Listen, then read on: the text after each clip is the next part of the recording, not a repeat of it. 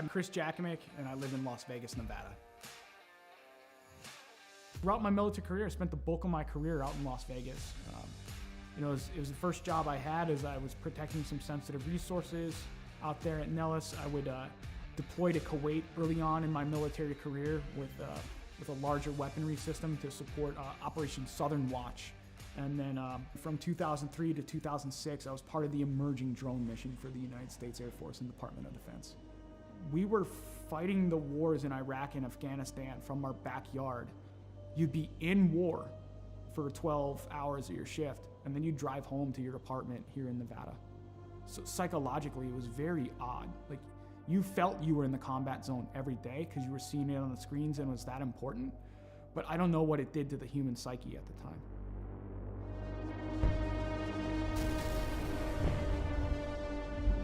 Some things would kind of happen in my personal life after that would change a lot. When Adam joined the Marine Corps, it was a natural fit. Anybody who joins the military, especially after 9/11 happened, you're looking for that purpose. I think that's why he made the choice. It's like, let me go be a Marine.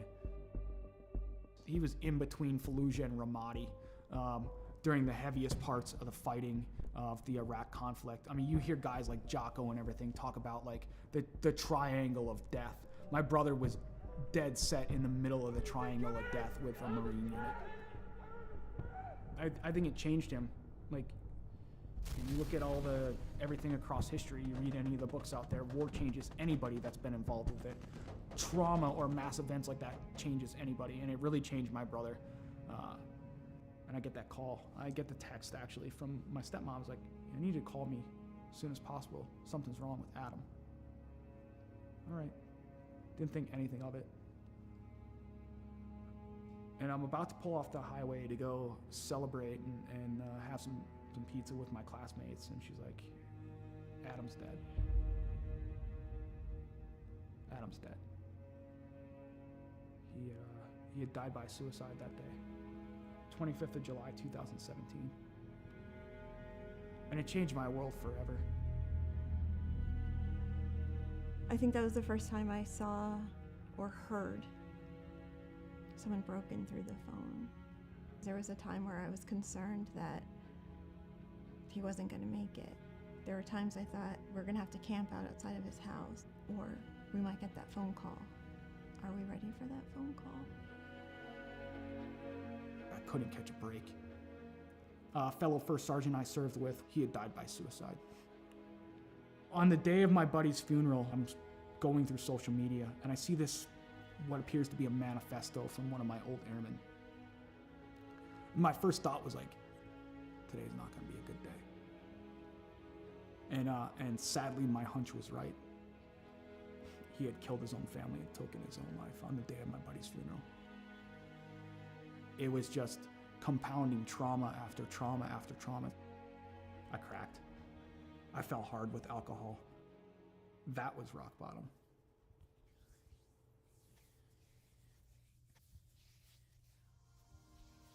I first heard about Mission 22 just by like surfing the internet and looking on there and seeing some of the programs that they had available. I was like, something seems right about this. To be in a program like the R&R program with them and the innovative things that they're putting together, I have not seen in any other veteran nonprofit. It's putting all this stuff together to heal in the most effective way possible.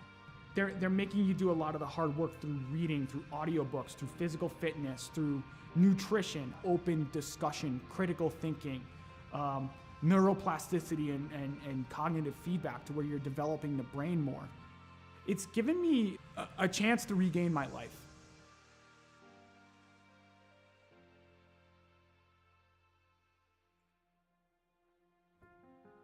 Cycling's been a big part of my recovery. Is around the time I retired a little over a year ago, I set forth as like, let me set this goal to ride 2,020 miles in 2020 for another veteran nonprofit that supports Gold Star families and those lost either to accident or to suicide.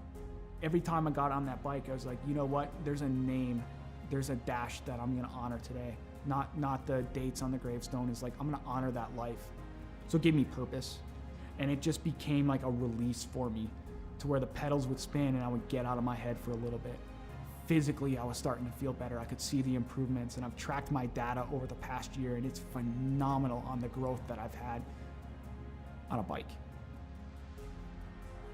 He's just on a mission and is relentless about it. Every day he pushes it. From the loss of his brother and a number of different trauma that he had gone through in his life, it was absolutely critical for him to find something that he could sink his teeth into. I think he's taken the ball and run with it with Mission 22, especially the R&R, the recovery and resilience part. I think it makes him stronger in the person that he is today. I don't know why I fell on the bike. It was just like, okay, it called to me, and then I kept going. So that scene from Forrest Gump where he just starts running one day and it ends up in Monument Valley in Utah? He's like, I'm tired, I think I'll go home now. I'm not tired yet. I'm not ready to throw the towel in like Forrest Gump did. I'm getting on that bike and I'm keeping on going, because there's something about it. There's something about just getting out in nature, having that breeze in your face and seeing some of the beautiful landscape here in Las Vegas, where it takes you away from the stressors and the challenges of the world for a little bit. And you can just appreciate the beauty that is out there and be in the moment. And then it got serious, because the Air Force enrolled me in the Air Force Wounded Warrior program, and it got transformed into Lo and Behold training. If I do this well, maybe I can go represent the Air Force. Maybe my grief and everything in my entire story can come to fruition because I can put the energy into something positive.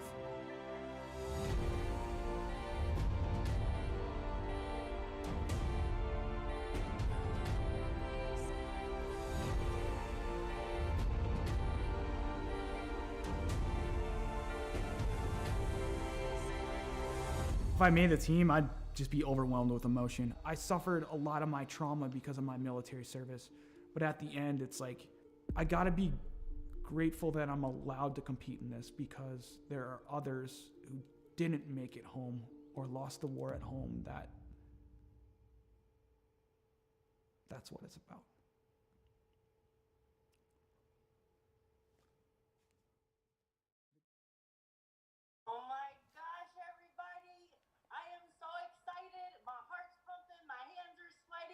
Please welcome our very own Director of the Air Force Wounded Warrior Program, Colonel Rich Obert. Over to you, sir. Welcome, warriors and athletes. Today we're going to announce the 2021 Air Force Team for Warrior Games.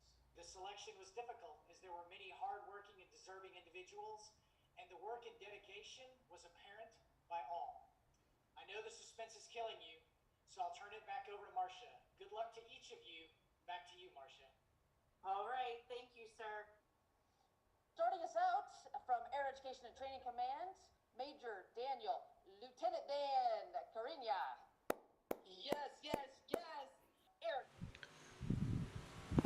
Welcome back to the stream. Apologize, had to cut the promo a little bit short, running a little bit behind here. We're getting ready to call the drivers off the track for the drivers meeting. As always here, got your 6 Racing Network. You were right along with us throughout the drivers meeting. Throughout the night, you'll hear me communicating with the drivers as I do admin and broadcast at the same time. So what the drivers hear, you'll hear all night long. We are getting ready to call the drivers off the track right now. Let me make sure.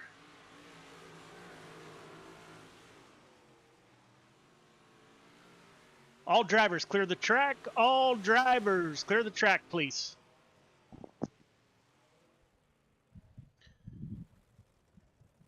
All right, drivers, welcome to week number 8, Gears Unlimited Friday Night Lights, brought to you by Magnum Race Designs. It's getting down to it here. We got a few items to go through. Got a lot of new drivers in the field.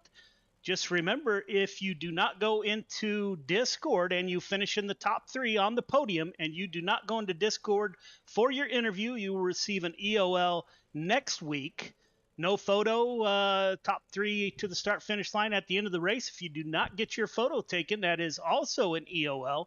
Just instituted last week, if you bring out 2 cautions in one race, doesn't matter if it's a heat race or a feature, you will be DQ'd for the night. Intentional contact at any time is absolutely forbidden. If it is determined that you did make intentional contact, don't care when, before the flag, after the flag, during the race, does not matter. You will be suspended, so no intentional contact at any time. I do admin and broadcast at the same time, so I get a little bit busy and I do miss some things. We do have a protest process. If you think somebody did you wrong during the race, please go into Discord. We have a protest folder. Fill out a protest form, and we will review that throughout the week. No wall riding, of course. Numbers. We got a lot of new drivers in the field, so some of your numbers may not match. As always, first time we notice a number's not matching, it's a warning. Second time is an EOL. Third time is end of line. We are not crazy sticklers on numbers. If you have a 54 number and your number on the league is 540, I think we can deal with that for now. However, if you do get new wraps, please make sure that you update your number. One of the numbers in your number can be half the size of the other numbers. Had some issues with people messaging other drivers on Discord with some very inappropriate language. If we find out about that, you will, the first time, most likely receive an end of line, either feature or heat, depending on how bad it is. If it keeps going, then you will be removed from Gears Unlimited Friday Night Lights. Any excessive blinking, we will warn you a couple times, but if it gets super bad, the first time we'll ask you to move to the end of the line. The second time, we're going to have to end your night if your car continues to keep blinking. We do mute microphones right before qualifying since we are live broadcasting. And so if you have any questions, looks like we got a packed house. Some cars will go home tonight. So greatly appreciate everybody for coming out. We are broadcast on 4 different locations. So glad to have everyone out. Hope to put on a great show.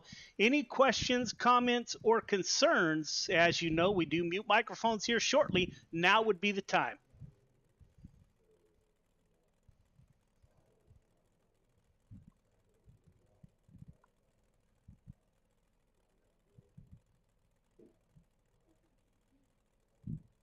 It is 2 in 1 race. So if you bring out 2 in a heat, you're done for the night. If you bring out 2 in the feature, same story.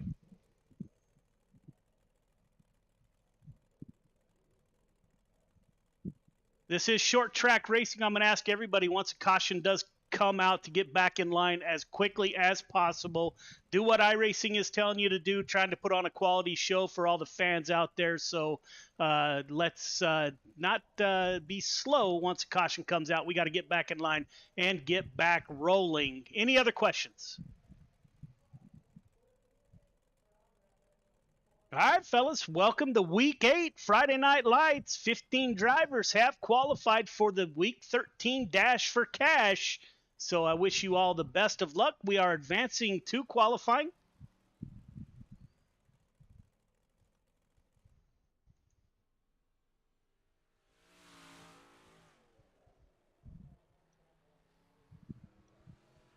So there is the drivers meeting. Greatly appreciate everybody for tuning in at Got Your Six Racing Network. As always, we are racing for awareness of veterans issues. As you will see us play promos throughout the night. 22 veterans a day take their own lives, which is 22 too many. So we play some promos from companies out there doing great things for our veterans. Being a disabled veteran myself, I have been there, so kind of understand what's going on. If you are a veteran out there and you are in a bad place, there is no dishonor in seeking help, and we try to provide those companies out there doing great things for veterans. So please, if you're out there, you're hurting, I get it. I can tell you I get it. Don't hesitate to reach out. Jonathan Bynum, new driver, puts it on the top of the board with a 13.291. Just joined Friday Night Lights this afternoon. Donald Ingram in the 010, currently 7th quick with a 13.361. TJ Wood in the 64 machine is with us. Driver out of Canada. He's good for 14th quick. Jeff Naron in the 27 machine, 5th quick with a 13.328. Randy Shreves is with us. Christopher Berger in the 2 machine, currently 18th quick. Take a quick look at the points while we're thinking about it. Chris Cox with a big lead over Donald Ingram in P2. Randy Shreves, Anthony Morano, and Gavin Chatham round out your top 5 in points. Butch Baker, Venom Racing driver, just wrapped up. We missed Butch, 17th quick. Keaton Holder in the 28 machine out on the track. We saw Keaton lay down some good laps last night in North American Dirt Track Racing Association. Keaton good enough for 4th quick with a 13.322.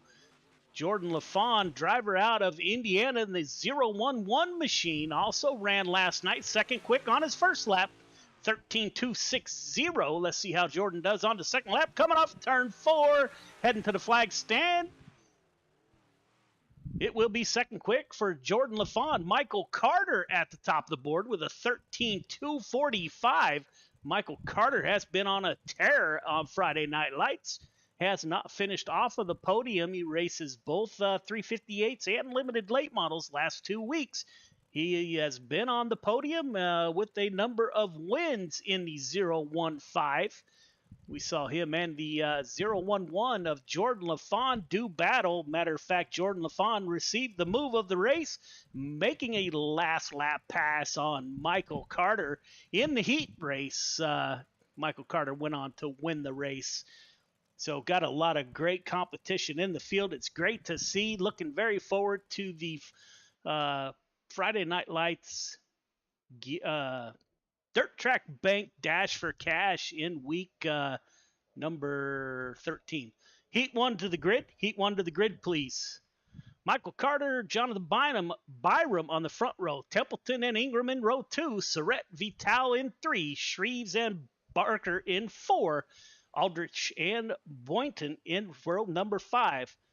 All right, drivers, welcome to heat number 1. Leader, you know the drill. 1.5 car length behind the pace truck, please. Everybody else, once we get the 1 to go, going to ask you to tighten it up. Half car length between yourself, the car in front of you. The start is on green. Do not jump the start. Do not pass before the start finish line. Got 8 laps to get it done. Top 4 heading to the show. Everybody else going to a consolation race. Race hard, race clean, put on a great show. Good luck. Packed house tonight. The 213 of Michael Carter in the 015, my apologies, will roll off on the front row. Rest of the field doesn't want to see that. The 540 of Jonathan Byram, brand new to Friday Night Lights tonight, will start on the outside of row number 1. My teammate on the inside of row number 2 with the 7 car of Jesse Ingram to his outside. So we will see how this goes. Field belongs to Michael Carter. He is a tough customer to pass. Green flag is out. We are underway. 8 laps to go. Top 4 heading to the show. 15 car slides up high, gets in front of Jonathan Byram. Decides to go down low. Got the 31 car in P3. Now Jesse Ingram on that high side in the 7 car. Side by side with the 31. Brandon Templeton, Michael Vital in the 213. Murano Racing driver with Brandon Surratt to his inside in the 84. Those two are on the outside looking in for those top 4 starting positions. Tonight would be a great night. Back it down. Caution is out. Back it down, please. Not sure what happened. We will get a quick look here. Replay tonight brought to you by the Dirt Track Bank. Looks like the 31 of Brandon Templeton. Not sure what happened here. We will ride along as we make the call.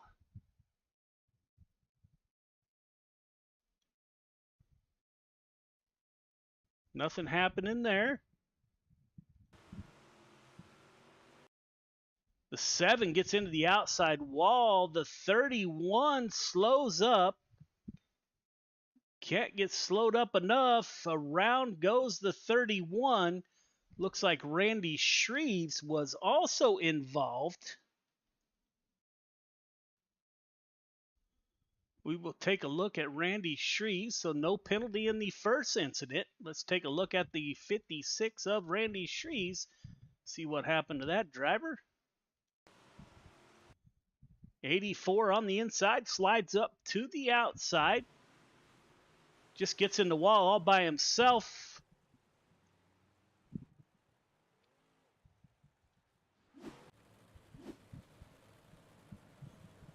All right, fellas, let's get back in line. Going to give the one to go next time by. Go where iRacing is telling you.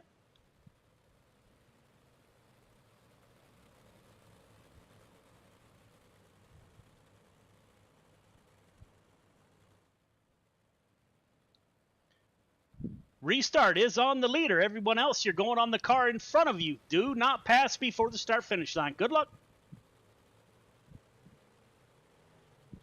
We will double it up a couple of times here before we go single file. Field belongs to Michael Carter once the pace truck exits. Should exit this time by working lap 3 of 8. 015 car is off. Great start by Michael Carter. Jesse Ingram in the 7 car with the 54 of Jonathan Bynum to his outside. Brandon Surratt in the 84 machine has Michael Vital battling him for that 4th and final transfer. Front 4 gets single file. You got Vital battling it out with Connor Baker in the 118 machine. Those cars on the outside looking in, they want that automatic transfer tonight, especially as some cars will be headed home. 118 gets a little bit sideways, giving Michael Vital some room. The 213, now the first car on the outside looking in. Got some cars battling in the back. Up front, Michael Carter with a half-second lead over second place Jesse Ingram. Jonathan Bynum in the 54, battling it out with Brandon Surratt, working lap 7 of 8. We got one to go. Everyone is single file. Michael Carter, a couple more corners here to navigate. Put the 0115 car on the pole for tonight. The rest of the field did not want to see that. Run it out to the back stretch. Great heat race. Heat 2 to the grid. Heat 2 to the grid, please. Jordan LaFawn, Keaton Holder on the front row. Neron, Wesley in row number 2. Fortner and Cox in 3. TJ Wood, Chris Robley in 4. Jesse Ingram, Clay Christofferson in row number 5. All right, drivers, welcome to heat number 2. Leader, you know the drill. 1.5 car length behind that pace truck. Everybody else, once we get the one to go, going to ask you to tighten it up. Half car length between yourself, the car in front of you. The restart or the start is on green. Do not jump the start. Do not pass before the start finish line. Top 4 heading for the show.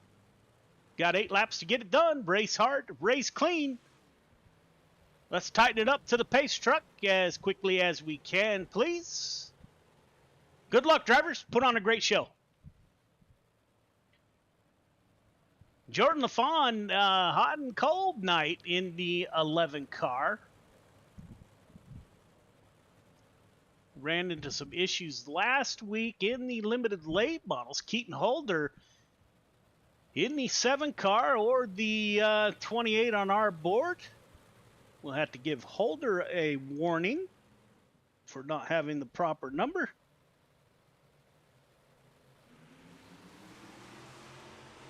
Green flag is out. 11 car dives down low. Driver out of Indiana gets the lead. 7 car in tow. The 88 of Grant Wesley going along with them. Your points leader, the 515 of Chris Cox, is in the 4th and final transfer position. Jeff Neron in the 27 machine is the first car on the outside looking in. Trey Fortner in the 29 machine. He's new to Friday Night Lights, getting it done out there running behind Neron.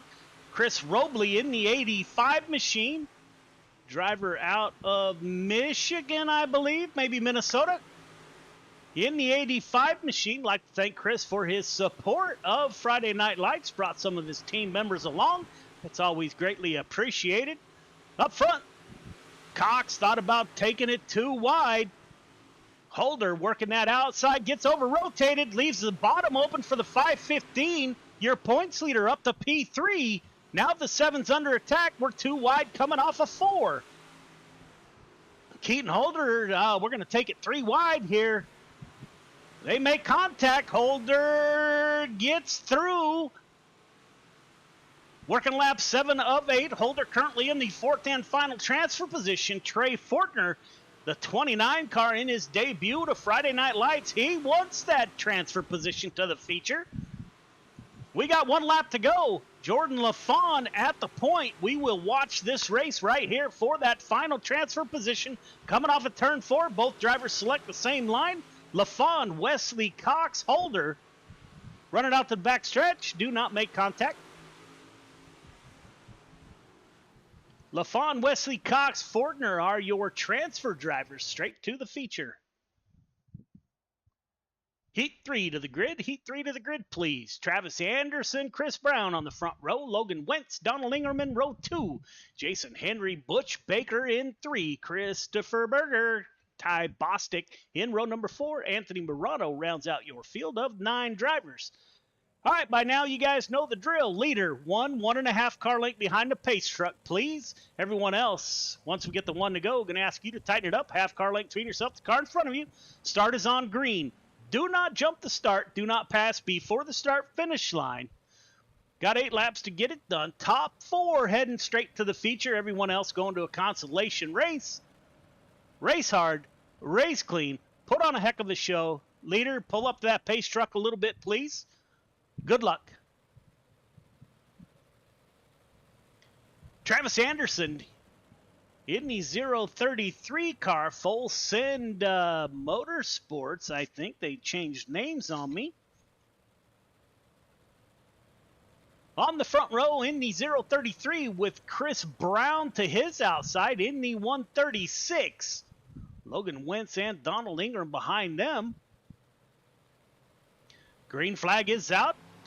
Field stacks up at the line. Good restart. Look at the 418 of Wentz. He's looking down low.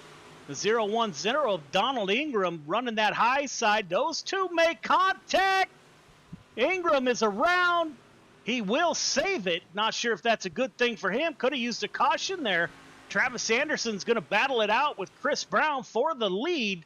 Brown down low, Anderson up high. Those two pulling away from the rest of the field. Logan Wentz in the 418. Morano Racing driver. Currently in P3, Butch Baker. Venom Racing in the 97. Currently in the 4th and final transfer position. Yeah, as always, a big shout out to Venom Racing for supporting Gears Unlimited Friday Night Lights. Those folks have been with us since the beginning. Appreciate their mentorship as we got started. Up front, Travis Anderson in the 033 leading Chris Brown. Logan Wentz, Butch Baker in the 97. Watch Christopher Berger in that 2 machine trying to dive underneath the 97. Can't get it done at the line. It's working lap 6 of 8. Looks like everyone is starting to move higher and higher as we go through the night. You're not missing anything up front, but we will go on board with Venom Racing's Butch, or we're on board with Christopher Berger, who gets trying to pull up to the rear of the 97 for that 4th and final transfer position. Hear him in the cockpit on the throttle, working the steering wheel. Wants that 4th and final transfer position. Logan Wentz in the 418, brand new sponsor to the Morano Racing crew, a W Energy drink. Anderson, Brown, Wentz, Baker are your top 4.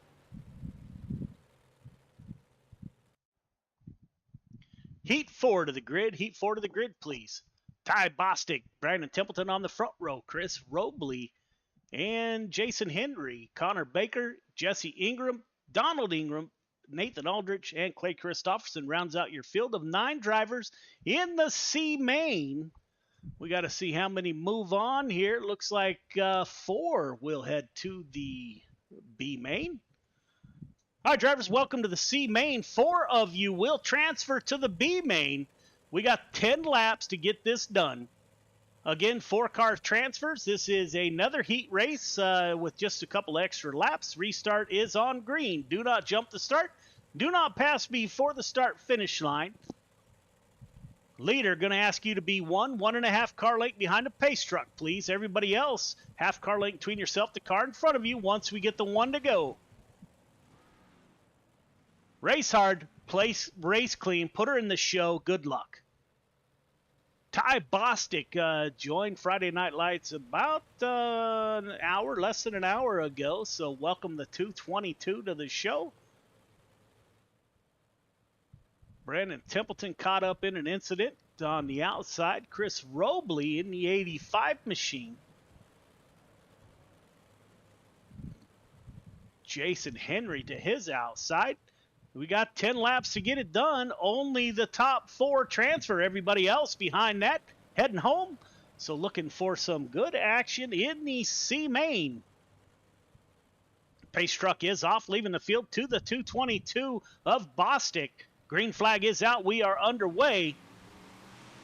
222 of Bostic down low. The 31 of Templeton drives that high side, gets on the rear bumper of the 222. The 171 of Jason Henry stays off of the 31 car of Templeton. In the dirt track bank, got your 6 Racing Network number 31, driver out of Corning, Iowa. Currently in P2. Ty Bostic holding down the lead.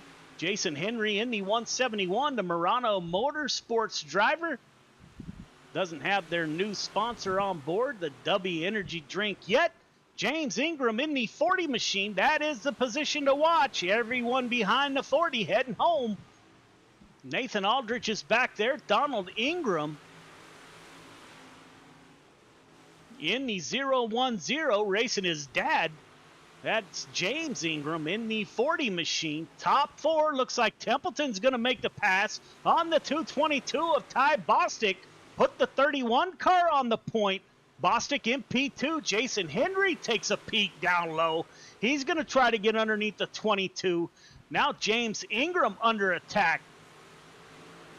We got a father-son duo for that 4th and final transfer position. The 010 down low.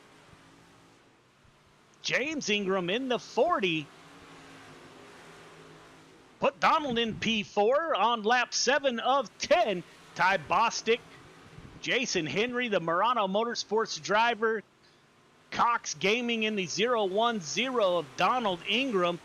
Now Jesse Ingram under attack from the 514 of Nathan Aldrich. Nathan Aldrich coming to us from the Coast to Coast Racing League. As always, greatly appreciated. We are not official member of Coast to Coast Racing League, but they do support us. Very well run league. We got 1 to go in the C main. Brandon Templeton at the point. Ty Bostic, Jason Henry in the 171. The 010 slide job slides between 2 cars. He will finish P4. Aldrich, Ingram, Barker, Robley, Christofferson heading home. B main to the grid. B main to the grid, please. Michael Vital, Keaton Holder on the front row. Berger Boyton in row number 2. Wood Murano in 3. Shreves Neron in row number 4. Templeton, Bostic, Henry, and Ingram. All right, fellas, welcome to the B main.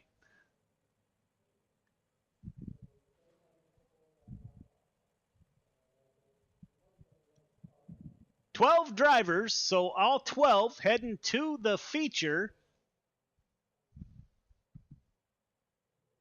Just like your heat races, leader, 1.5 car length behind the pace truck. Everybody else, once we get the 1 to go, tighten it up, half car length between yourself, the car in front of you. Read the start is on green. Do not jump the start. Do not pass before the start finish line. Put on a great show. Got 10 laps to get it done. You are racing for your starting position in the feature. Race hard. Race clean. Put on a great show. Good luck. Not real sure why everyone is headed to the... If we can hide that real quick. 12 drivers heading to the feature, so that is all 12 of the field here. So kind of odd. Leader, a little closer to the pace truck, please.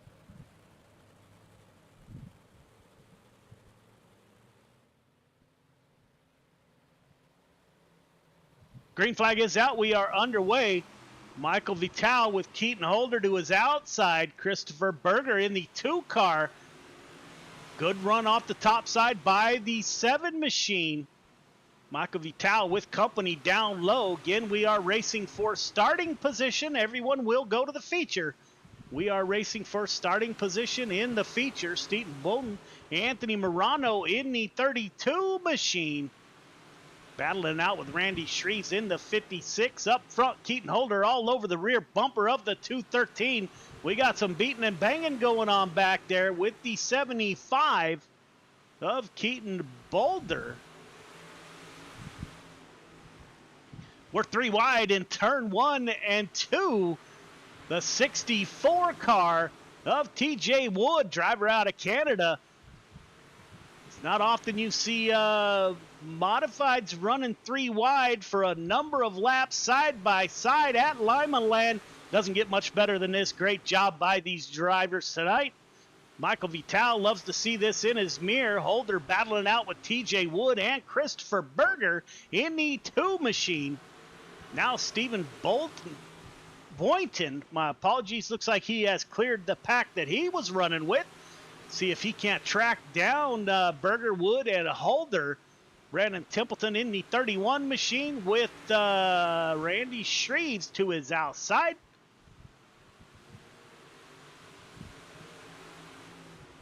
We've got Anthony Morano in the 32 joining the show. Donald Ingram in the mix. Up front, Michael Vital is about to have company. We got a car working the bottom. That's the 64 driver out of Canada, TJ Wood. We will go on board with Keaton Holder and see what it looks like. You can see the 64 car peek his nose in there down low. Into the wall with the 7. Recovers. Left a little bit of gap. 64 did not take the bait. Stays down low. We do have contact. No caution. Vital, Holder, Boynton, Templeton, Shreves, your top 5. All right, 3 minutes of warm-up.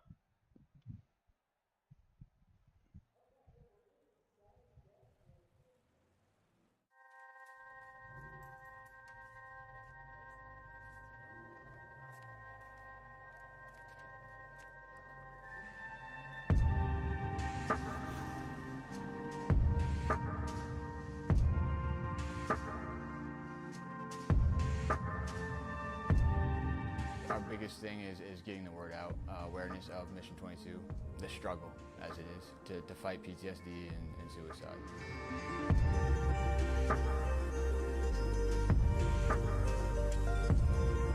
My name is Corey Decker. I'm the state representative for Mission 22. This year's been great. We got a bunch of great guys that have gotten together and decided to create this rally. The word's getting out, and it's turning into quite an event where we can actually help a lot of veterans.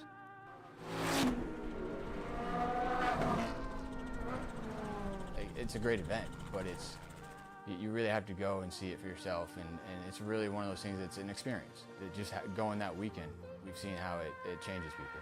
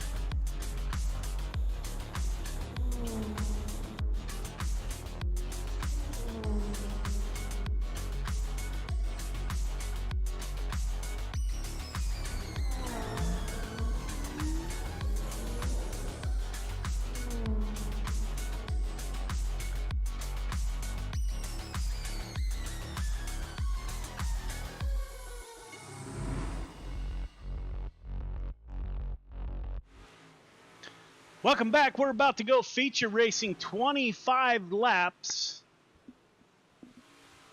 24 cars, so we have an absolutely jam-packed feature for you tonight. Gears Unlimited Friday Night Lights, week number 8. We will try to get through the field. Feature to the grid, please. As quickly as we can. Carter LaFawn, row 1. Anderson Ingram in 2. Wesley Brown in 3. Byram Cox in 4. Wentz and Surrett in 5. Fortner Baker in 6. Vital Holder in 7. Boynton Templeton in 8. Shreves Henry in 9. Wood Ingram in 10. Marano in 11. Bostic and Berger in row number 12. All right, drivers, got a jam-packed feature. Appreciate all the support. We got 25 laps to get this done. The initial start is just like the heat races. Initial start is on the green flag. Do not jump the start. Do not pass before the start-finish line. Leader going to ask you to be 1.5 car length behind the pace truck. Everyone else, once we get to 1 to go, going to ask you to tighten it up. Half car length between yourself, the car in front of you. Again, start is on green. Do not jump the start. Do not pass before the start-finish line. Race hard. Race clean. Good luck. Not sure what's going on out there. Jordan LaFawn trying to find where to line up, and he has done so. Pace truck should exit this time by. Leaving the field to Michael Carter. On a roll, we will see if the 015 can't continue his win streak. Him and the 11 of LaFawn have battled it out at times over the last few weeks. Pace truck is off. 25 laps to get it done. We are underway week 8 at Lima Land. Gears Unlimited Friday Night Lights. Got some beating and banging early. LaFawn on that high side. The 015 down low slides up high. Got a crossover coming from LaFawn for the lead. LaFawn now down low. Will he stay down low or slide up high? 11 car with a good exit takes over the lead at the line. 11 car down low. Grant Wesley in P2 battling it out with Anderson in the 33 machine. He is a team member of the 015. Chris Brown in the 136 back battling it out with Jonathan Byram in the 54. Those two trying to get underneath the 33. We're 2, we're 3, we're 4 wide at Lima Land. And that happens. Not sure if a caution will come out. Apparently it won't.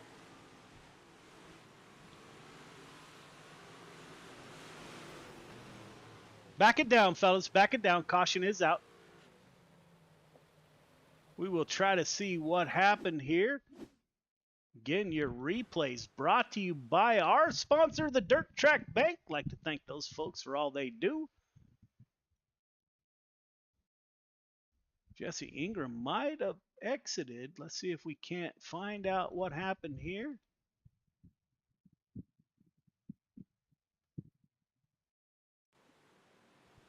Guess we don't have a good view of it.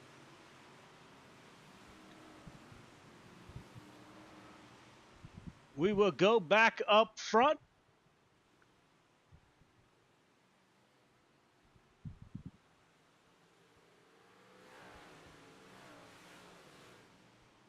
With Michael Carter.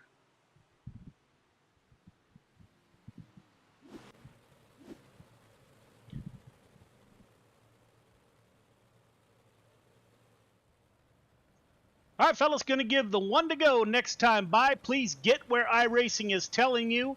Let's get ready to go 2 wide.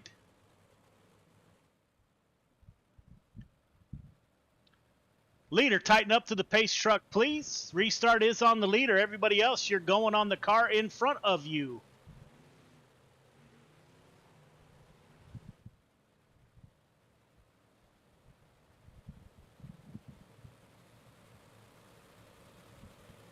Looking good. Good luck. Looks like the leader, Jordan LaFawn, in the 011 driver out of Indiana, Full Send Motorsports, gets a good start in front of the 015. You got Michael Carter behind him. Grant Wesley in the 88 looking down low. He wants that podium finish right around the tires. You can't get any closer. Chris Brown in the 136. Travis Anderson in the 33 machine to the outside. Your points leader, Chris Cox in the 515. Kind of back in the field. We got a crossover there by the 33. Good battle up front. Jordan LaFawn battling it out. Michael Carter in a battle with Grant Wesley in the 088. Wesley over the top of the tire at the exit of turn 4. Great battle up front. Michael Davis or Chris, who was that up high? It was the 136 of Chris Brown. Getting on that extreme outside now. Michael Carter's going to give that outside a go while everyone else is down low. Looks like we are too wide for P5. Anderson and Chris Brown with your points leader. Chris Cox hanging back in the 515, currently in P6. Up front, all 3 cars diving down low, trying to get that bottom grip. Looks like it's still there. Jordan LaFawn running about a half car length higher than the 88 of Grant Wesley. Great battle on the track. Oh, somebody got loose there in front of your points leader. Here's the battle for the points lead. Don't know. Grant Wesley now. We got to go live action with Grant Wesley battling for the lead with the 11 car of Jordan LaFawn. Wesley, he's going to take the lead. Those two side by side working lap 14 of 25. Wesley and LaFawn side by side, nose to nose at the line. Great run by these two drivers. Jordan LaFawn, Chris Carter on the outside of P3 with Chris Brown. They're going to battle it out a little bit. Saw Brandon Templeton flash up high. Not many cars up high. Brandon Templeton in the 31 machine trying to get that high side to work. Got a pair of Murano Racing drivers behind him. Up front, Jordan LaFawn able to hold off that challenge from the 88. 88 decides to go high. Jordan LaFawn's going to run a middle cut down line there. Michael Carter in the 15. Chris Brown in the 136. Great driving by all the drivers on the track. Your points leader, Chris Cox, in the 515. Currently running a safe P5 with the lead he has. That's probably the smartest thing to do. Back it down. Caution is out.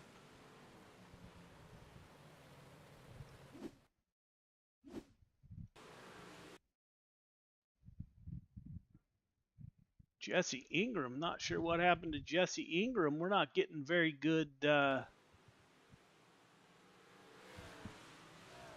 coverage with SDK. I saw somebody down there, couldn't tell who it is. SDK is not cooperating with us tonight for replays. My apologies.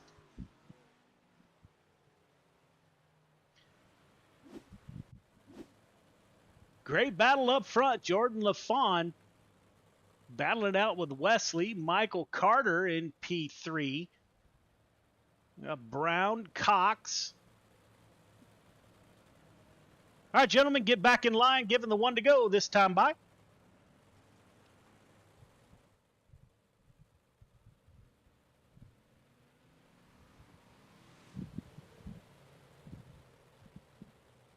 Lights are off on the pace truck. We're getting ready at lap 20 of 25, so we're getting down there. These drivers are getting it done tonight. Gears Unlimited Friday Night Lights putting on a heck of a show tonight. Great start to the night. We got limited late models and 305s coming up next. Jordan LaFawn is off in the 011 machine. Grant Wesley going with him. Michael Carter in P3. Chris Brown looking down low, as is the 515. Those two cars move up high. Jordan LaFawn's going to stick to that bottom side. Looks like second and third place are running low in 1 and 2. 88 car trying that high line in 3 and 4 with a great exit. Pulls up to the rear of the 11 car, working lap 22 of 25. Putting on a great show. LaFawn cuts down in front of the 88 machine. Now Carter goes with the 88 to the high side. He's going to try the low-high method here. Jordan LaFawn, middle to low. Second place, Wesley. Third place, Carter, trying that high side. Chris Brown in the 136 on the outside looking in with Chris Cox, your points leader, breathing down the neck of the 136 machine. Brandon Templeton in the 31. Brandon battling it out with the 033 of Travis Anderson up front.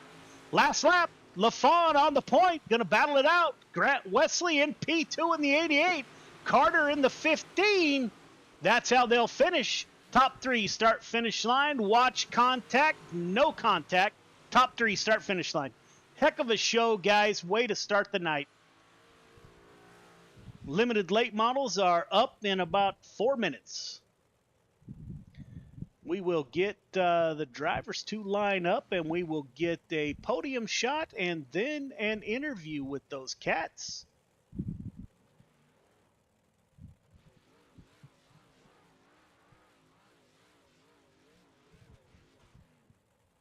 There's LaFawn, Carter. All right, fellas, get it lined up.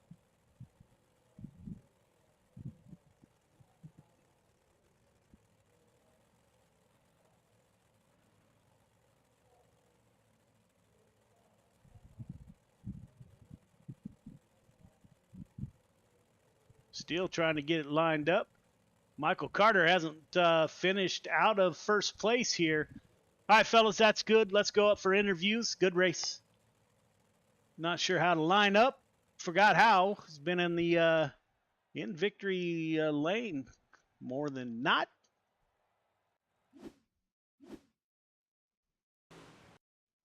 We will try to get a word with Michael Carter, and he is with us.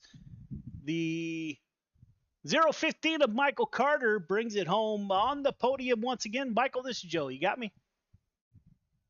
Man, that was about as fun as it gets. You guys put on a whale of a show. How was your night?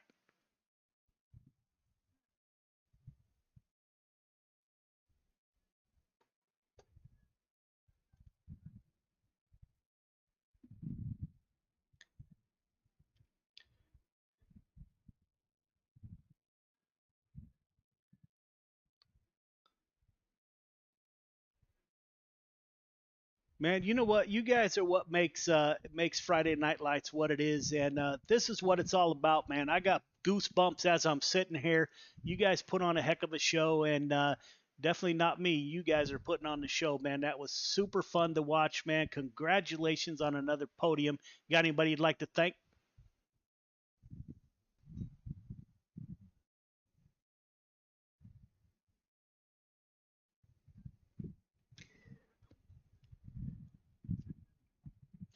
Yeah, man. We'll see you in the limited late models. All right, man. All right. Sorry about that, ladies and gentlemen. Didn't have the Discord audio on. We will get a word with Grant Wesley. Grant Wesley moves up 3 positions from his starting position. Grant, this is Joe. You got me? Yeah, I got you. Man, we were just talking about how much fun that was, jumping out of my seat up here watching you guys run. Kind of missed the days when I'd get out there and mix it up myself. That was about as good as it gets, my friend. How was your night? It was pretty good.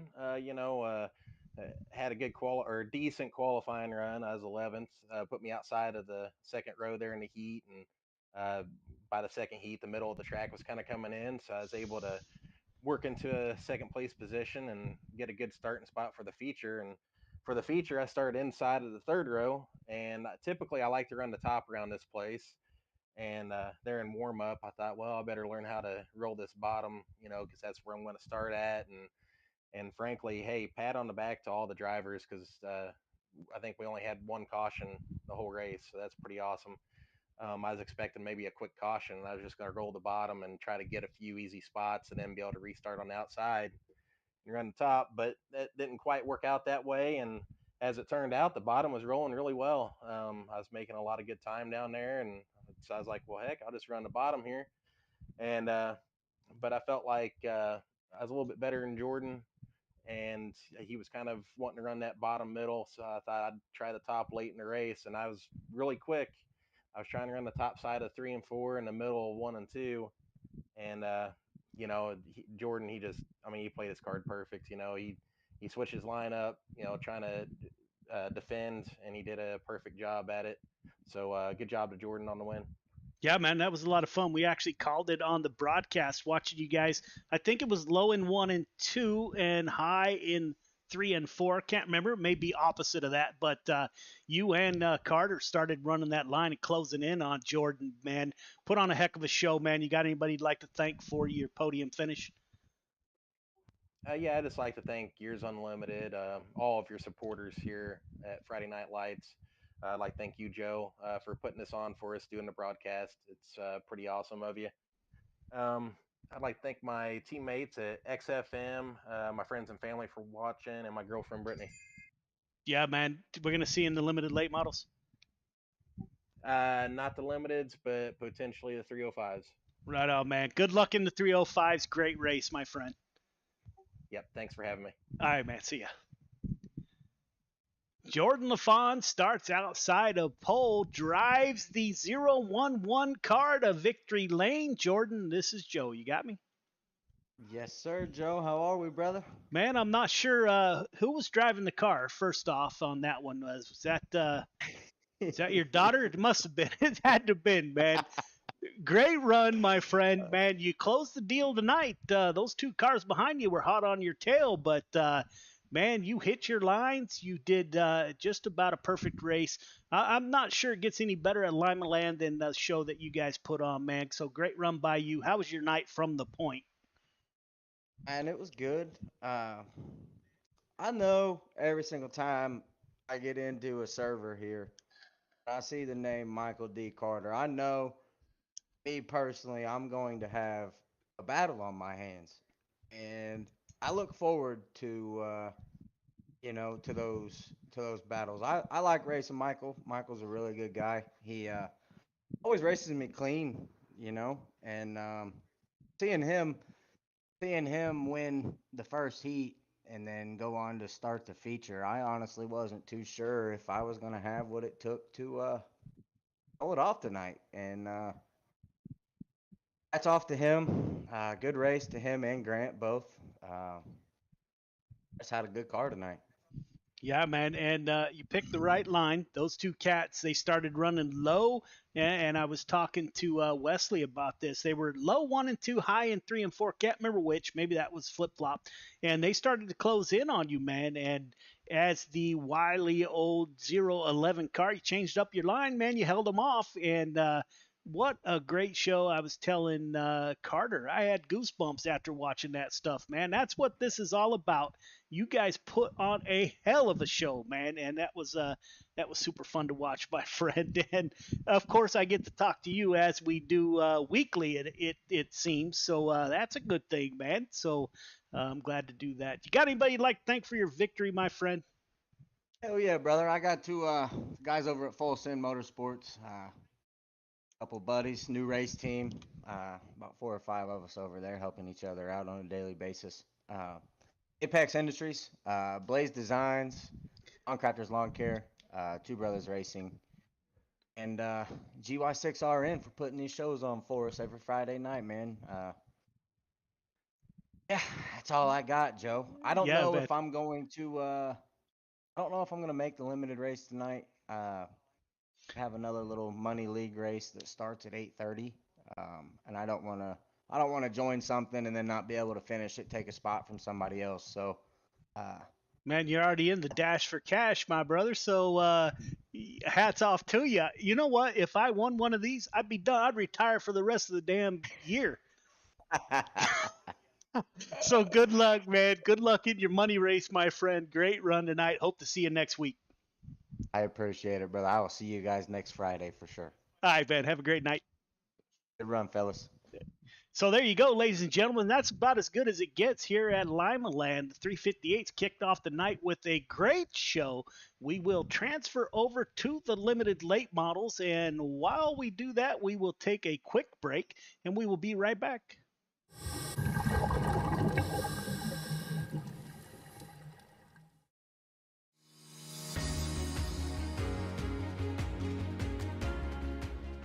name's Nick Powers, and I'm the president and lead instructor of Warfighter Scuba.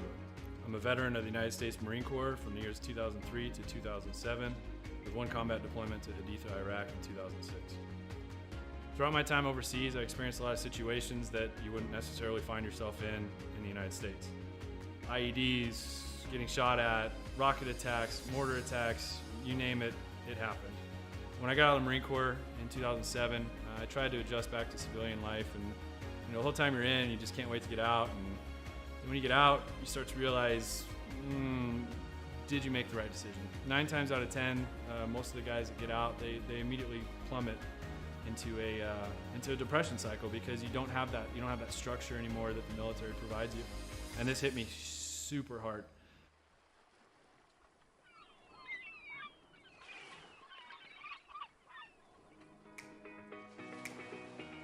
We moved to one of the #1 top dive destinations in the entire world, and I figured I'd start getting back into scuba diving. And after the first couple dives, I realized how peaceful it was underwater and how none of my problems followed me. You're just there in the present moment. I had the idea for Warfighter Scuba, and I kind of hinted at it, and they said, "You go for it." And that's basically how Warfighter Scuba was born.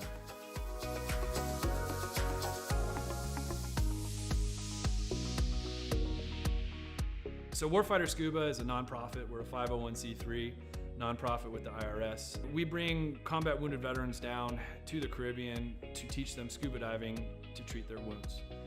Whether their wounds are physical or mental, such as PTSD, scuba diving is a extremely therapeutic activity for mental stressors and for physical ailments. Mentally, as soon as you go underwater, your body just reacts. It's not normal. You're not meant to breathe underwater. Automatically puts you into the present moment.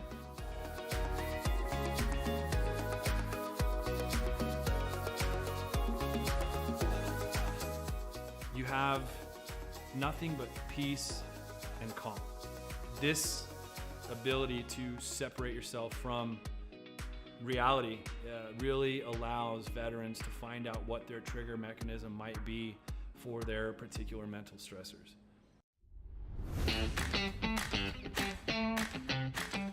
So every veteran who comes through our programs gets a 100% funded trip.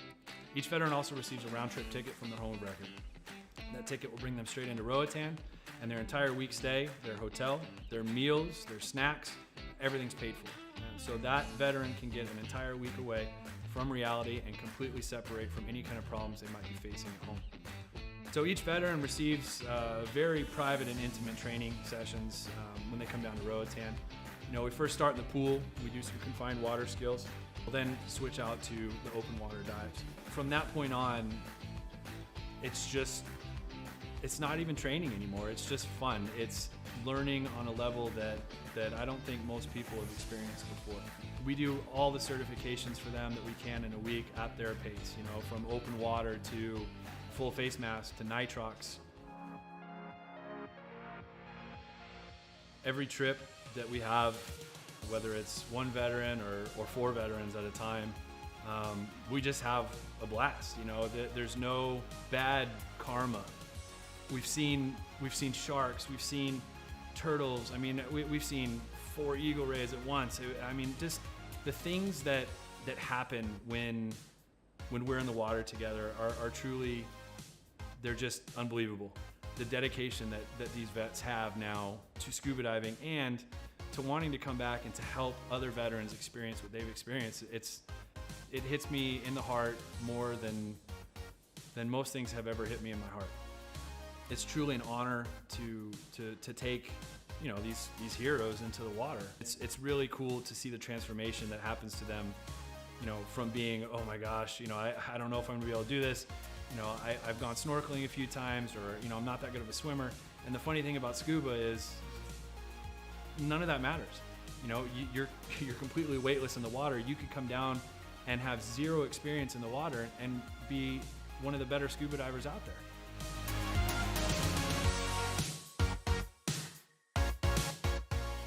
So as with all nonprofits, we rely solely on generous donors such as yourselves. None of these programs could exist without people who are willing to give some of their hard-earned money up to save veterans who might be struggling with everyday life and have that unfortunate thought of suicide. 100% of every dollar that's donated goes directly to the veterans. I personally, myself, I do not take any kind of money. All my time is donated. There's no salary to anybody who's on the board or any staff positions in Warfighter. Donations can be made on our website at www.warfighterscuba.org. And remember, every donation is 100% tax deductible.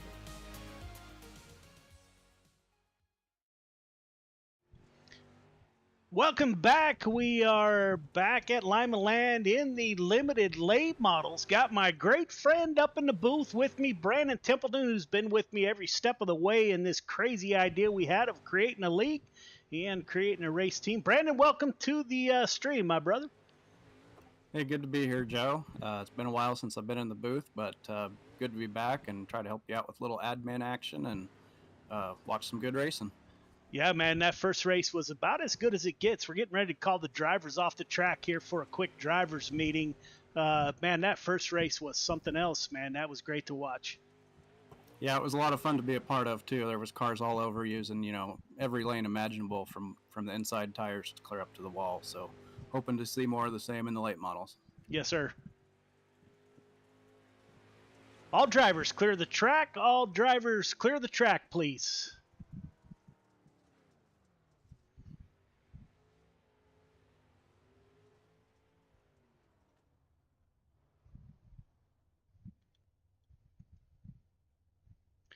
All right, fellas, welcome to week 8 of Gears Unlimited Friday Night Lights, brought to you by Chatham Racing.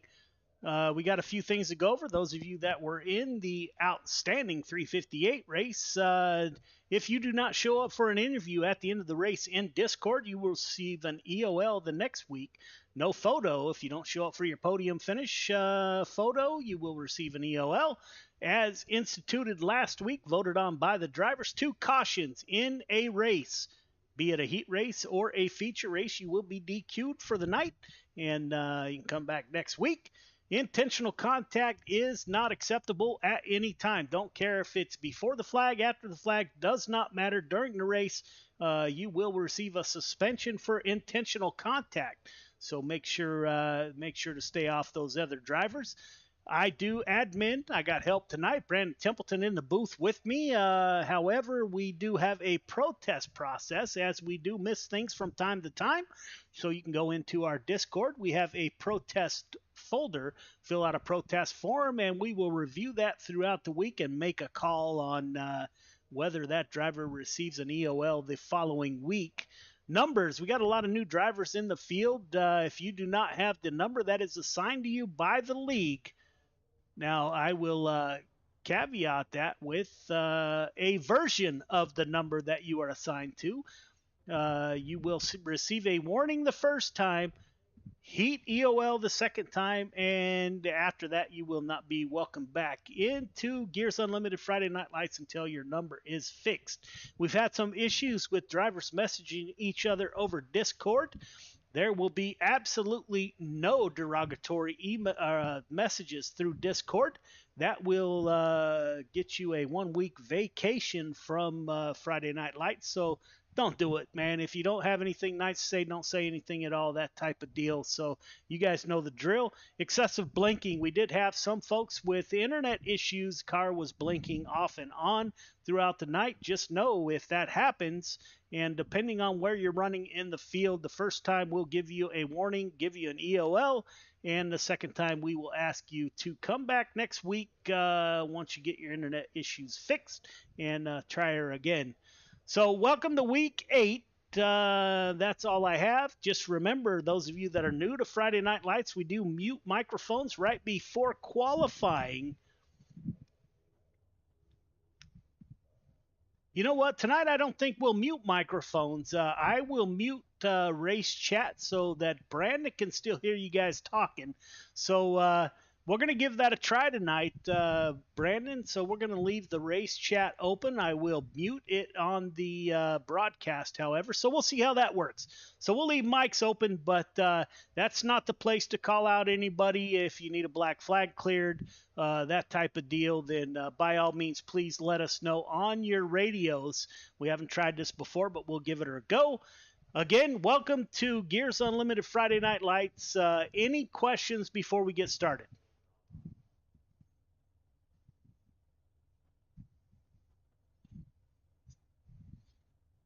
All right, fellas, if you put on half the show that the 358s put on, we're in for a great night. So good luck in qualifying. We will advance at this time.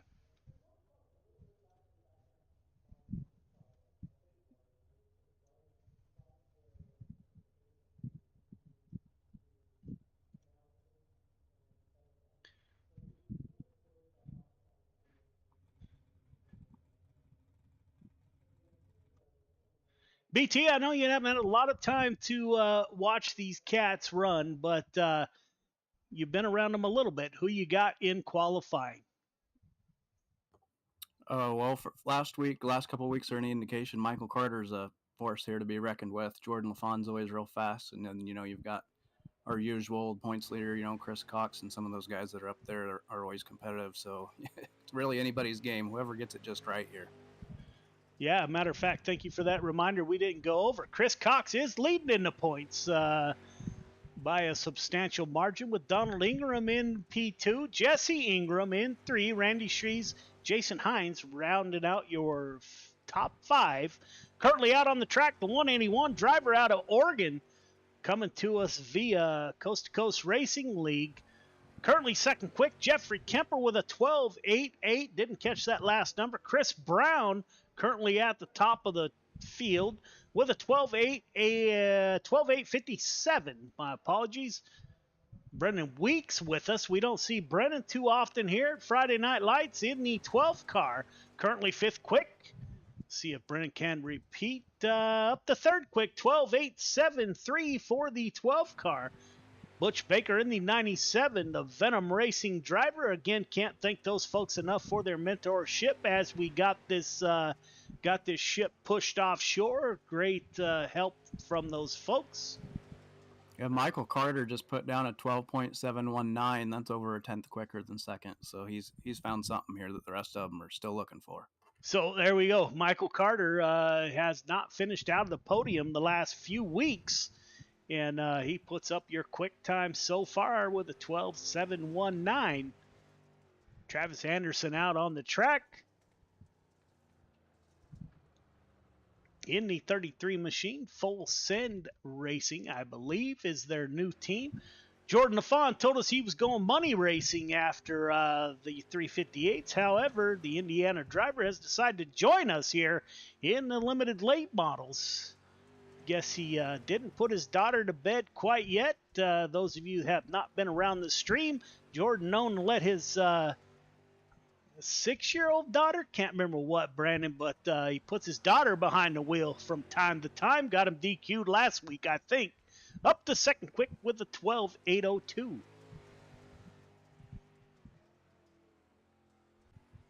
Yeah, I've got 3 young daughters in various ages, all the way from 12 to about 5, and I like to put them in behind the wheel too, in a practice lap.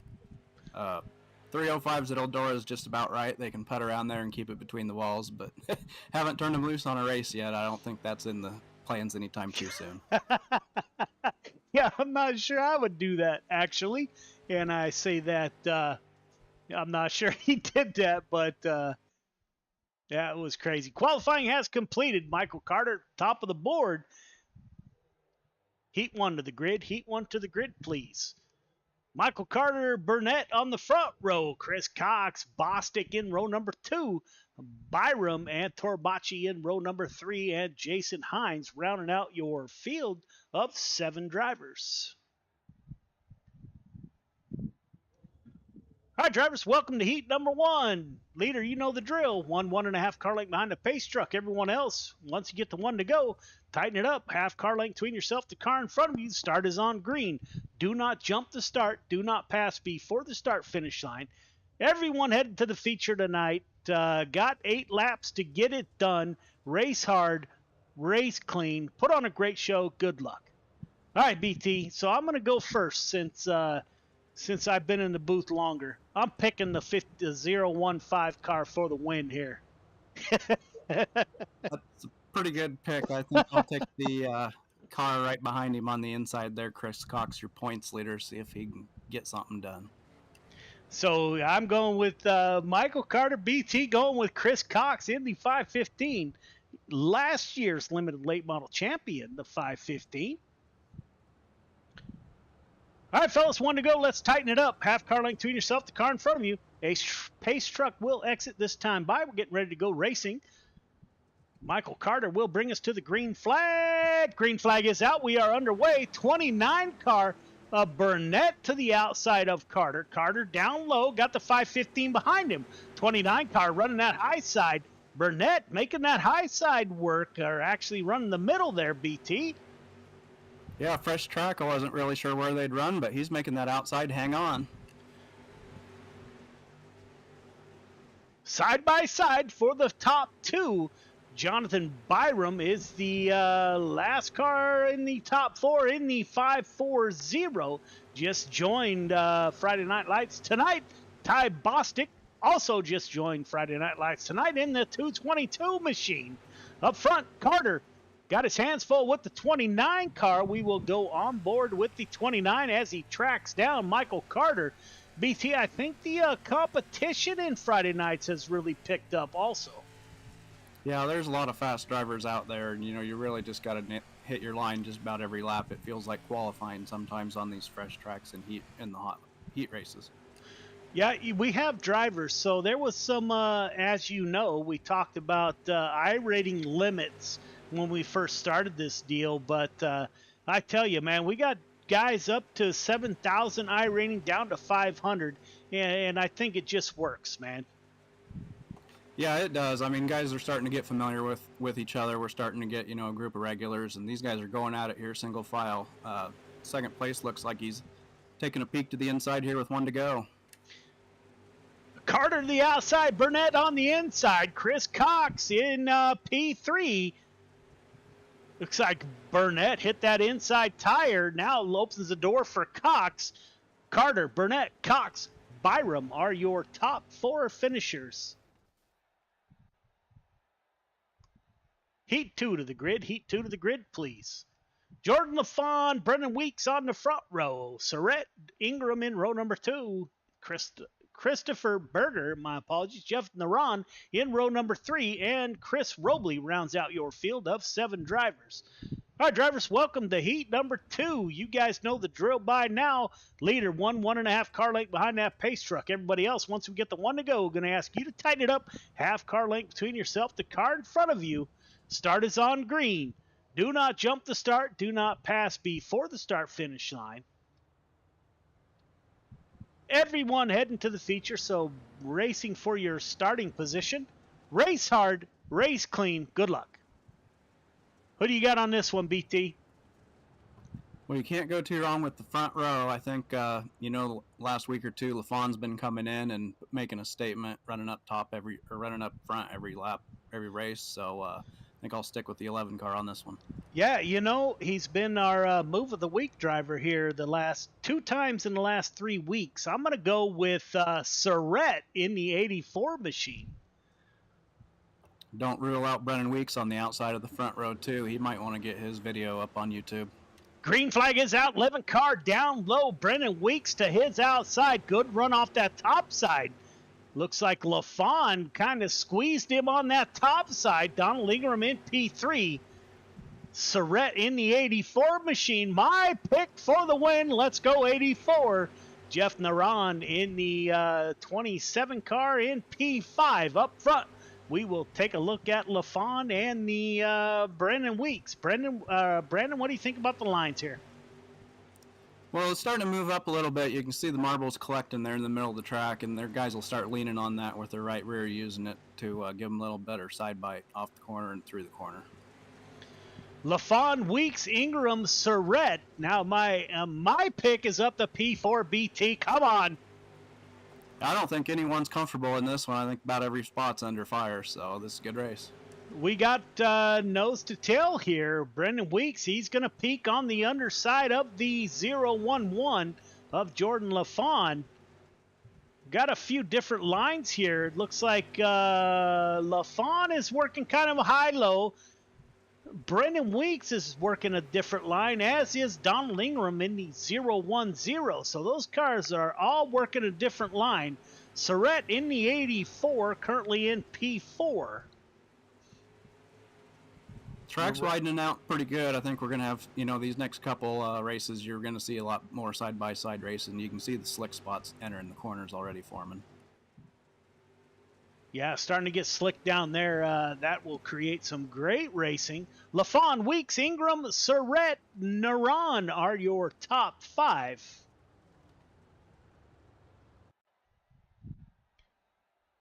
Heat 3 to the grid. Heat 3 to the grid, please. Chris Brown, Jeffrey Kemper on the front row. Travis Anderson on the inside of row number 3 with Randy Shreves to his outside.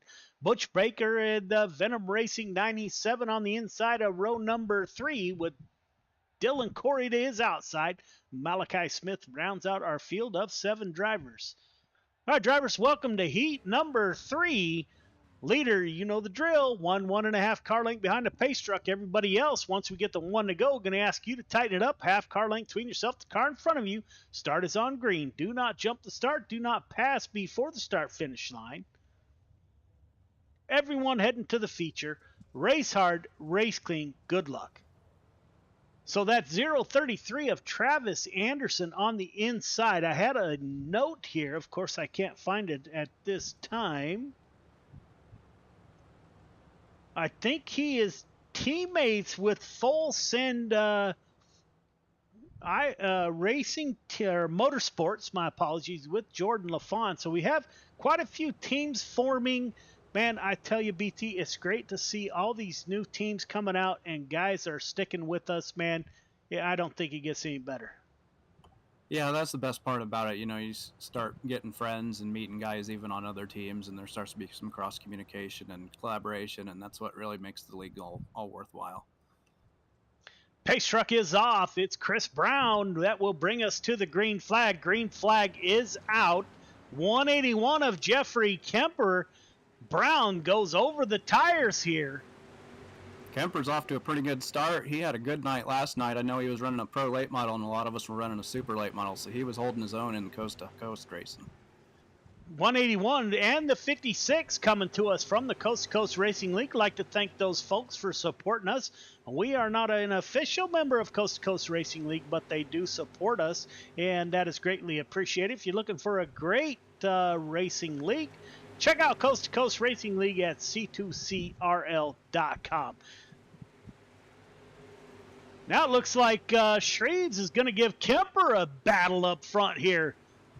Yeah, I wouldn't count out Chris Brown either. He's battled back. And the 033 of Travis Anderson finished on the podium last week, BT. So new to the show and put that 33 car on the podium. And I think what I was saying earlier is coming true. The track's really widening out. We're seeing some good side-by-side racing here in this heat. Side-by-side for P2, working lap 6 of 8. It is Jeffrey Kemper, the driver out of Oregon, in the mean green, number 181. We're going to go 3 wide here, BT. They thought about it there for a minute. They thought better of it. 56 of Randy Shreves makes contact with the 33. Great battle. White flag is out. Kemper at the top. Shreves in P2. Chris Brown, BT, still giving it a go. Yeah, he's not giving up yet. He's still battling up there, trying to get every position. He ended up recovering and being able to at least hold on to third. So, good Kemper, run. Shreves, Brown, Anderson are your top 4. I will tell you, man, I was worried coming into Lima Land, another short track at the 3 minutes of warm-up, and we will be right back. So, worried about Lima Land a little bit. But, man, it has put on a heck of a show tonight, BT. Yeah, and I'm not sure what all the track states were and everything for this, if it was 15% for qualifying or if we're doing something different. But whatever we're doing, I'd keep doing it because this is working out great for this track. It's just widening out and becoming great racing for the feature, but, gave guys the chance to kind of get the car under them and get settled in for the heats. So we're in for a good one here, I think. Yes, sir. And ladies and gentlemen, we will be right back. Mission 22 was founded on the timeless principle that America's warriors are equally valuable overseas as they are within our borders. We are unwaveringly committed to the journey back home and understand the barriers our heroes face when making the often arduous and taken for granted transition home. Trauma is an opportunity. While bleeding, hidden pains of the past can never be removed. We can transform them into something brand new and beautiful. We can grow through trauma to become our community's cornerstone, the safest neighbor on the block, the strongest leader in the office, the most caring volunteer at the elementary school. The Recovery and Resiliency Program is a year-long, and it uses everything from cutting-edge biometric tools to science-backed supplements.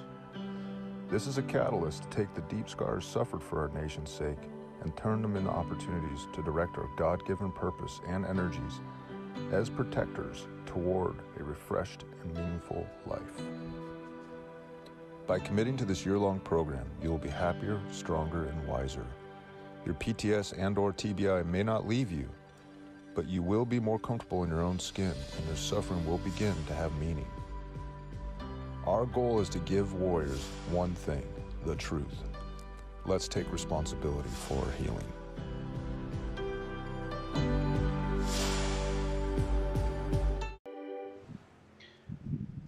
We are back here at Lima Land, getting ready to go feature racing. We got about 45 seconds. BT, what are you looking at in the feature?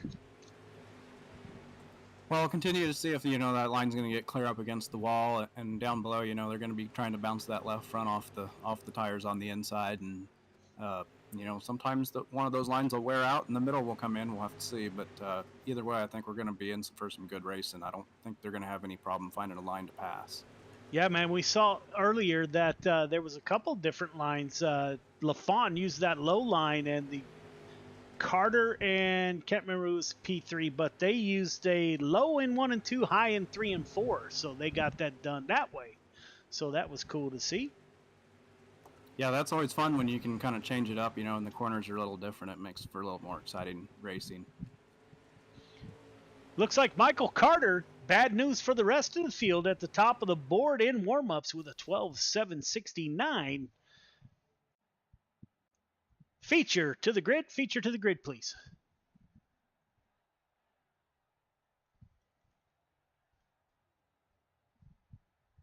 Carter LaFawn on the front row. Kemper Burnett in row number 2. Weeks Shreves in 3. Cox Ingram in 4. Chris Brown alongside Jonathan Byram in 5.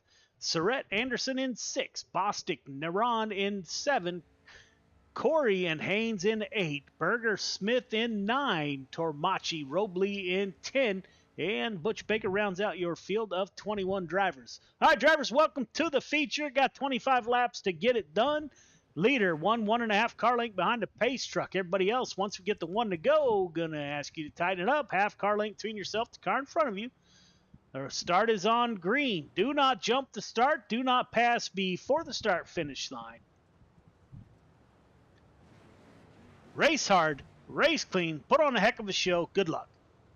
I think Kemper's got his hands full. This front row looks very similar to the last race, BT. Yeah, there's a pretty stacked, group of guys up there in the top 6 or 8.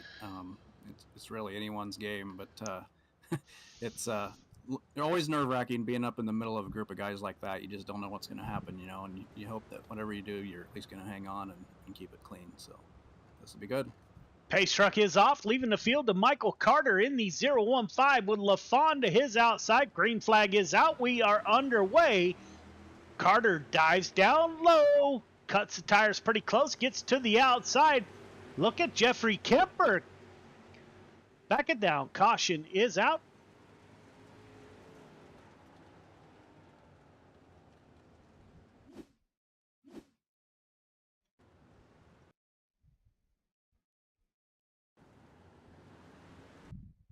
Not sure what happened in the start here, BT. Not sure if you are watching the broadcast.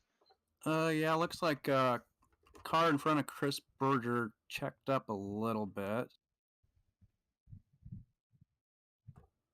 Coming Dylan in. Corey checked up there down low on the tires, and Berger got into the back of him. I don't know about anyone's fault, but I think that's what I see. So what's your call here, BT? No call? Yeah, no call on that one. I think, he tried to miss him, and he just big check up there, and it piled him up.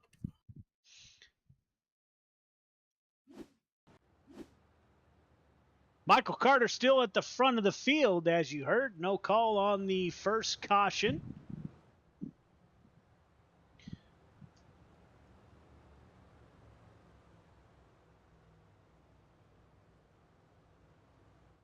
But it is, however, a caution.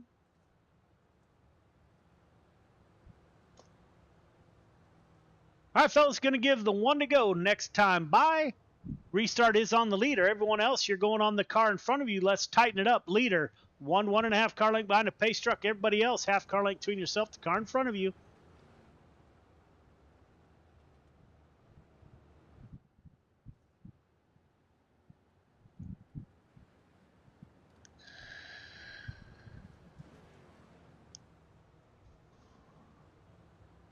All right, BT. Looks like it's going to go ahead and be double file here, so that's going to be interesting. That'll help the guys, further back in the pack. So we go double file until the next caution, I believe. And then we go single file after that. You can see Dylan Corey coming back out on the field as we get the green flag. Great start by Carter. LaFawn going to try inside, running that middle lane. 29 car of Burnett with a great run on the outside, coming off a turn number. That he flashed a little bit there. Not sure what happened to the 29. 11 car of LaFawn gets a little bit of tail tap there from the 015. Well, you got a hornet's nest there from about 4th on back to 5th or 6th. That's just 4 wide. There's guys everywhere. Kemper into the outside wall. Jeff Kemper goes over. Back it down. Caution is out. Not a lot of patience here early. Back it down and watch the chatter on the race chat, please.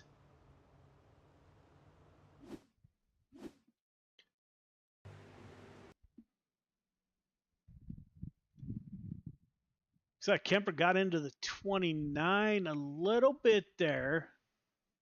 Yeah, he gets into him, and then he just doesn't give him any room on the straightaway there. He kind of pinches him up, and looks like the 181 ends up on the wrong end of it anyway, unfortunately.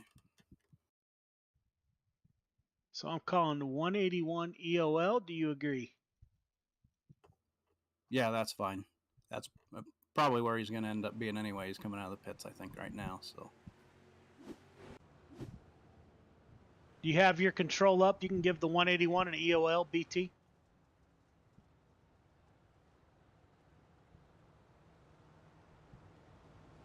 Got it. 181 EOL, 181 end of the line. All right, fellas, let's tighten it up. We're going to give the one to go probably next time by, so let's tighten it up. This is the last double wide start. Working lap 5 of 25. Let's get some green laps in here.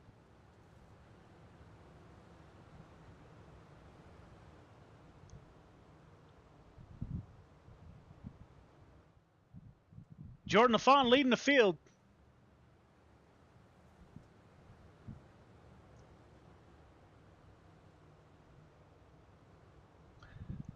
What do you think of Weeks coming from P4 here, BT? Well, it looked like he was digging hard on the bottom there for a couple laps, and then he just moved high before that caution came out. So, he might be kind of glad to be up there high to give it a shot, see what it's like. Green flag is out. Jordan LaFawn with a great start. Michael Carter in tow. The 29 car of Burnett. Burnett's new to the show. Running that bottom pretty good. The first car up high, as you mentioned, BT, is the 12th car of Brennan Weeks. Yeah, it's a pretty good show back there in the middle of the pack. Those guys are really just all over each other, you know, giving each other room, but fighting hard for every position. 2 and 3 wide once again, as we saw in the 358s. Chris Cox, your points we got leader. One turn there in turn 4. Back it down. Caution is out. Looks like Jeffrey Kemper once again.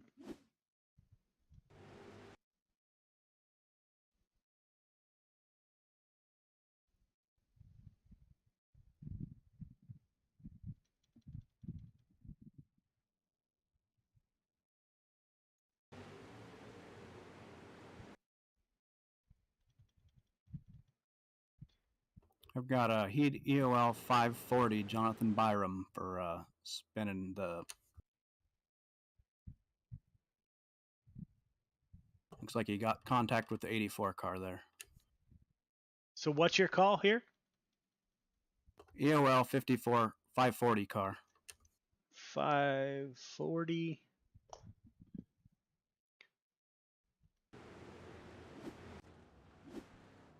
Great battle up front. As you hear, making the calls live as we go. 5-4, 5-4, or 5-4-0. EOL, end of the line.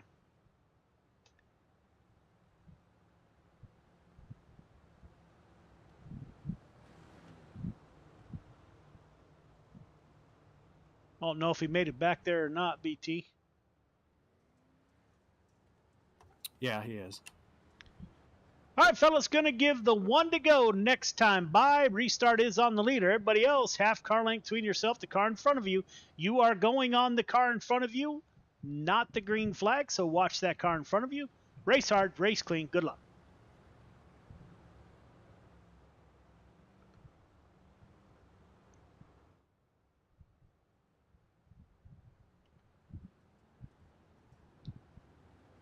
All right, drivers, let's tighten it up. Half car length between yourself, the car in front of you. That's not what I wanted. My apologies. We will try this one more time.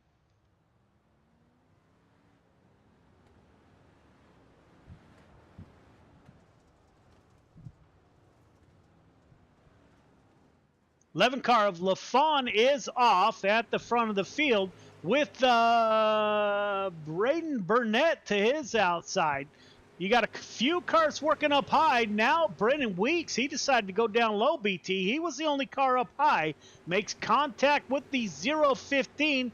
Chris Cox now, your points leader. Somehow he makes it through that mess. Yeah, some of those guys are starting to fight the handling a little bit with the track going away and getting slick, and, you know, that really provides good racing because you got guys coming and going a little bit. Back it down. Caution is out.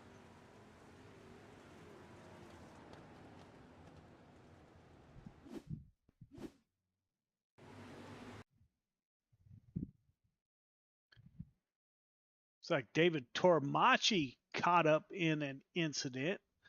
We will go with a different camera view if we can find one. 2 car gets into the side of the 33.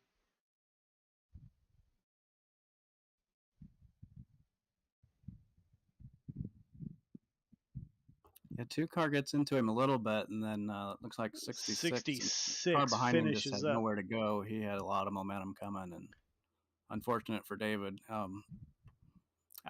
I don't know, but that's kind of a tough call. You know, that first bump was pretty light, and I think David would have been fine without that car behind him, but it wasn't the guys behind him's fault either. I'd have to call that just an unfortunate racing incident. So there you have it. That is an unfortunate racing incident, so we will move on. Jordan LaFawn still at the top of the leaderboard here, BT. I'm surprised to see Michael Carter falling back to P4 here. Yes, just about all these guys, I think, have just a little bit of spoiler damage, so, you know, it's hard to tell how their cars are handling. They might not all be on equal equipment right now. Working lap 12 of 25. Jordan LaFawn going for his second podium of the night. Brendan Weeks, Michael Carter, Chris Cox, somehow he dives through there. Yeah, I'm not sure if Carter's got damage or something, but his car does not want to turn right now. He's struggling to get it around the track. We're going to go 3 wide. Chris Cox around. Caution is out. Back it down. Back it down.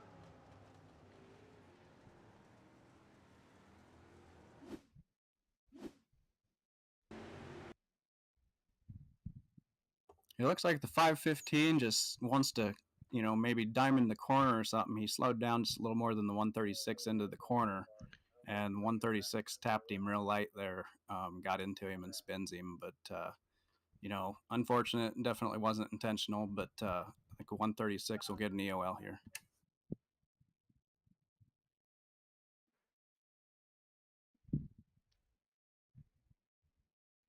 You already watched all that? What the hell am I missing? There we go. Randy Shreves gets involved there also. Kind of net code there also if you watch that.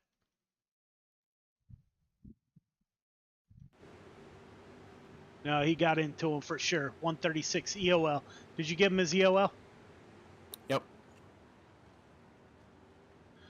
Replays brought to you by our sponsor, the Dirt Track Bank. 136 into the line, 136 EOL. Jordan LaFawn still at the front of the field. All right, fellas, going to give the 1 to go this next time by. Let's get some green laps behind us here. Leader, tighten up to the pace truck, please.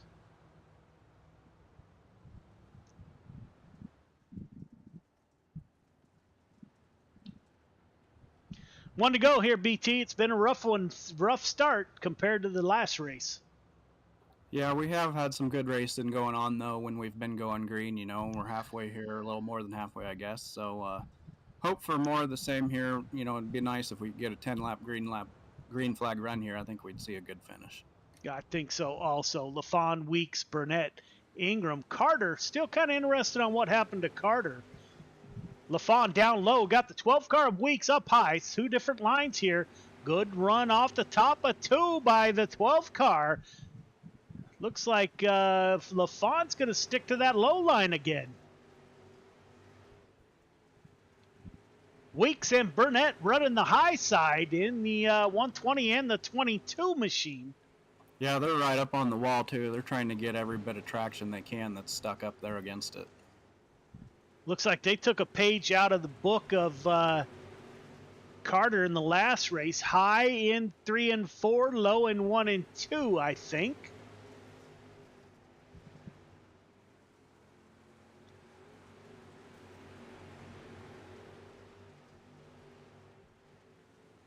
We'll go back with Michael Carter, currently in the 5th position, battling it out with the 0-1-0 of Donald Ingram. Those two doing battle. Up front, Jordan LaFawn getting away from the field a little bit. Brendan Weeks behind him. Go ahead, BT. That middle to bottom line, you know, with that low exit like LaFawn's using seems to be right now the ticket. I think those guys running high, you know, they're not falling back too much and they're hanging on. But, oh, we got a caution there. Caution's out. Back it down. Looks like Butch Baker was involved. David Tormachi was involved.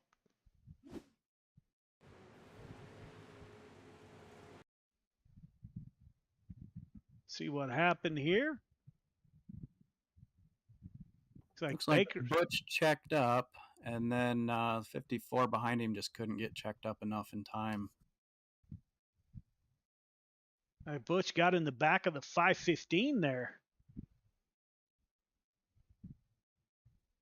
Yeah, I think he did a good job to keep off of him. You know, 54 really just had nowhere to go. I think that was just an unfortunate deal there for Butch. You know, he did everything he could to stay off the guy in front of him, and it cost him there. I think that's just a racing deal.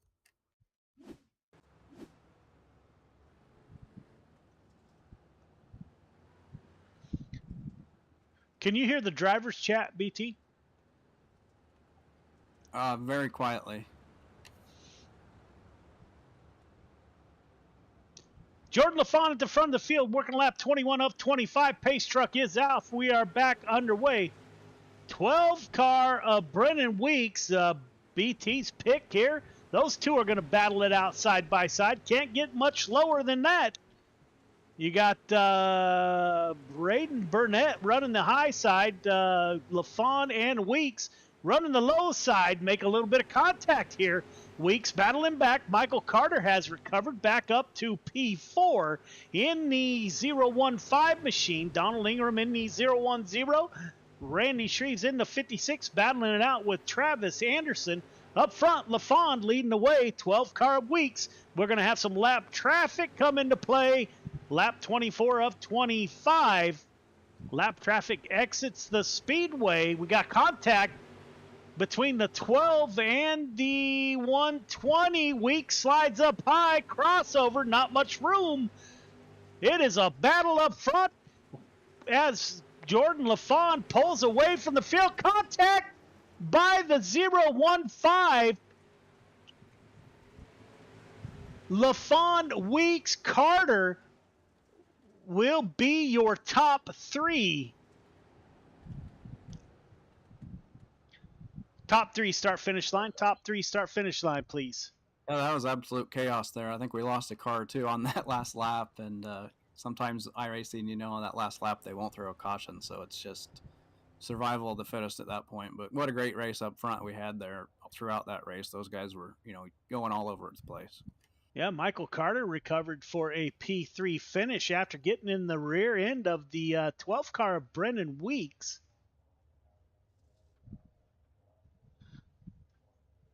All right, fellas, don't forget to go up for your interviews.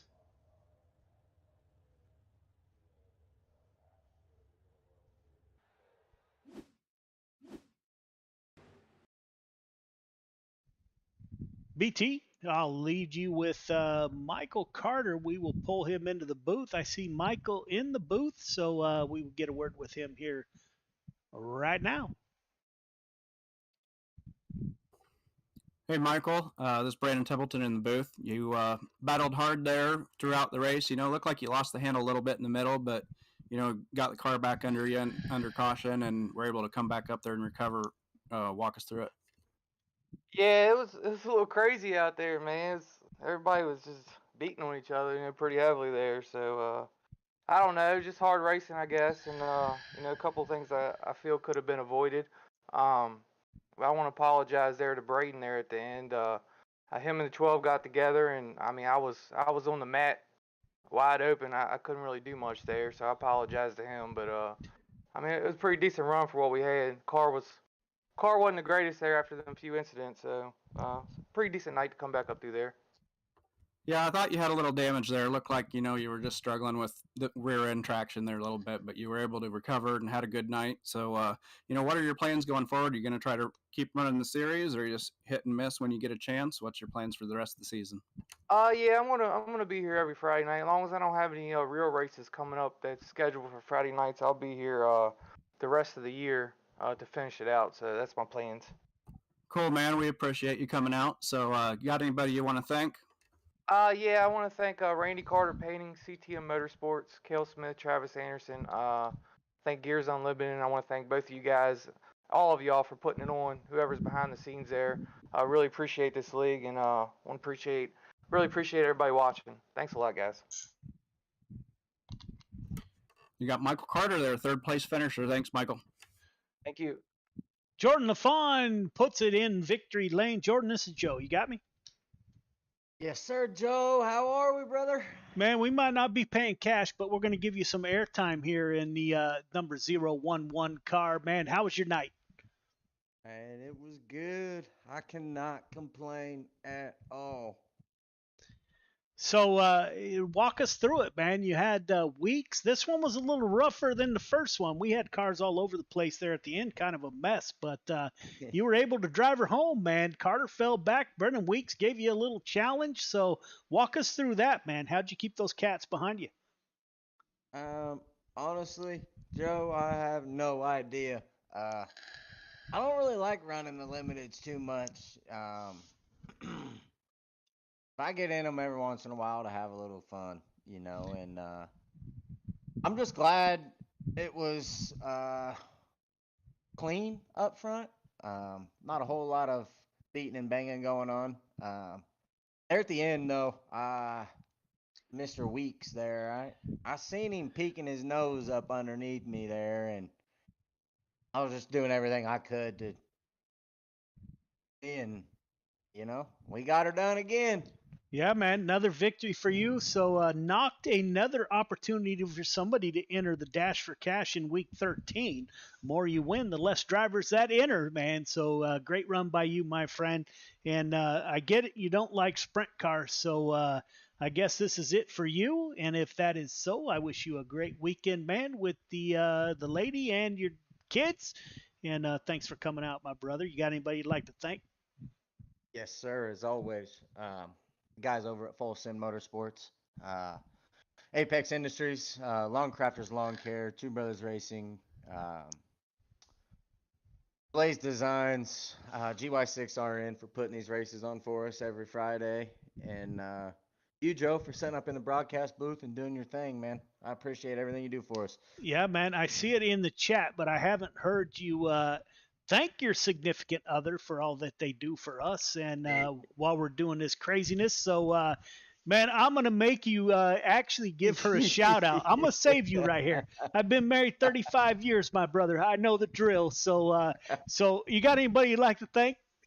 Yes, sir. I'd like to give a big shout out to my girlfriend, my wonderful significant other, Sydney Hale, for watching the kiddos while I hang out in the computer room, and I get to turn some laps with some buddies and hang out. So I wouldn't be able to do it if it wasn't for her. So Man, thanks, babe. Love you. That's great to hear, my friend. Sydney, thanks for supporting us in all that we do.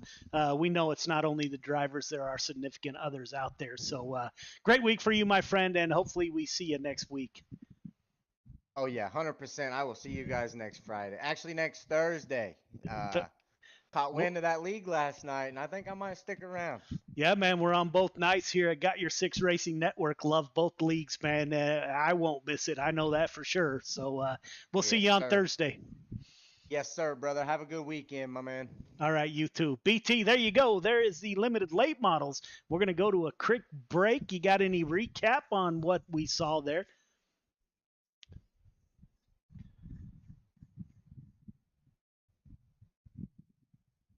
BT, that's it for the limited late models. You got a recap of what we saw? Oh, it was pretty good racing throughout. A little bit rougher, but, those are a little bit more difficult animal. I think we discussed earlier today that the late models are a little bit tougher for guys to get a handle on, so that's a little bit expected. And hopefully we'll see some good car counts and good racing in the sprint cars. Yes, sir. As we head to the 305 sprint cars, we will be right back.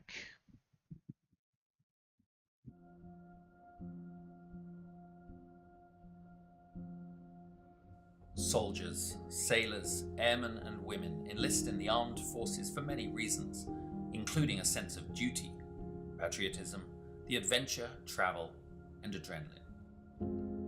Many continue their military service because they discover a brother and sisterhood, an identity, a team. When service members are injured or wounded and can no longer perform their military duties, they quickly find themselves removed from their team, no longer serving the purpose for which they trained. I came back from Afghanistan in 2013, and it was kind of a trial and error of finding out, after the military, what's next in life.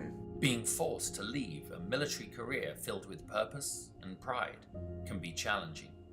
Some challenges may leave lasting scars. An illness, wound, or injury can make anyone question their worth and sense of belonging after military service. 35 years in the Army, and I needed something to transition into. And so from that transition came an idea, and the idea was this. Even though a military career may be coming to an end, or already ended, recovery can occur in the most unexpected places with unforeseen opportunities. Recovery, whether physical or mental, has no defined beginning or ending. It may last a lifetime. For me, one of the biggest surprises that I found out going through it was that it's not like the flu where, you get sick and then you get better. You're never cured. And that's so frustrating. It's so hard to tell someone that. And it's so easy to slip back. And every single time you have to find a new way to fight it, it's a different monster every time you battle it. This can feel daunting to a warrior who is suddenly forced to leave everything they know, trust, and love, finding themselves at the beginning of an unknown and possibly frightening new journey. Welcome to the world of motorsports. We're in the right place at the right time in our lives to be able to take these guys that are wounded and put them in front of people that can actually show them that there is a camaraderie, there's a brotherhood within the motorsports industry, that there is potential for career opportunities for them if they have the skill set. Motorsports offers an opportunity to regain that sense of identity within a safe, fast-paced team environment, providing a renewed sense of purpose. It has many facets, all created by teams working together for success on the track. Like in the military, in motorsports the goal is in accomplishing the mission, winning as a team, collectively celebrating the successes and supporting teammates through the losses. Through motorsport opportunities, Operation Motorsport assists medically transitioning service members and veterans with discovering new ways of achieving a renewed sense of hope, purpose, and pride.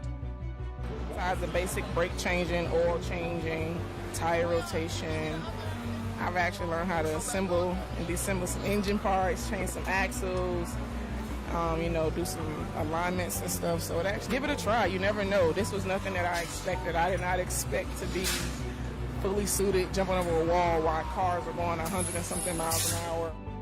From motors to media, tires to tickets, and hot laps to hospitality.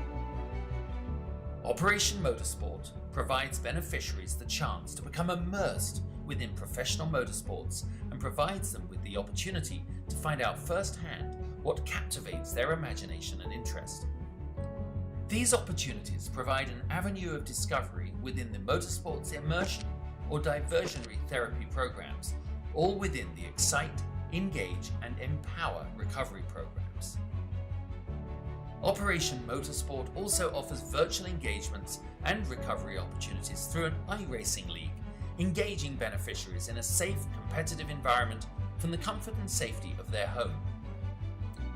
Meeting other like-minded people, service members and veterans on the virtual racetrack, opening the doors to Motorsport Academy programs that prepare beneficiaries for their first encounters at the racetrack, and possibly leading to a day when they can get behind the wheel.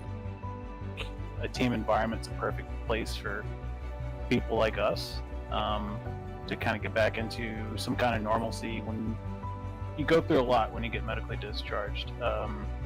And it kind of sucks and you put through the ringer, but I feel like what Operation Motorsport's doing is just something that's just really valuable.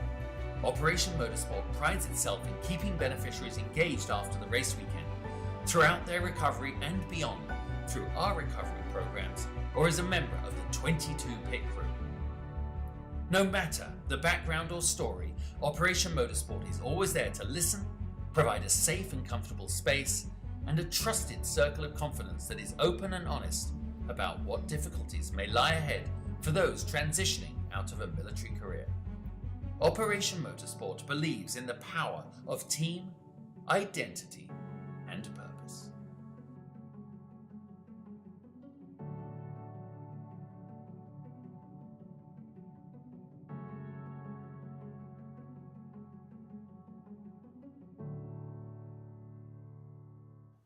History repeats itself. History is always happening over and over again.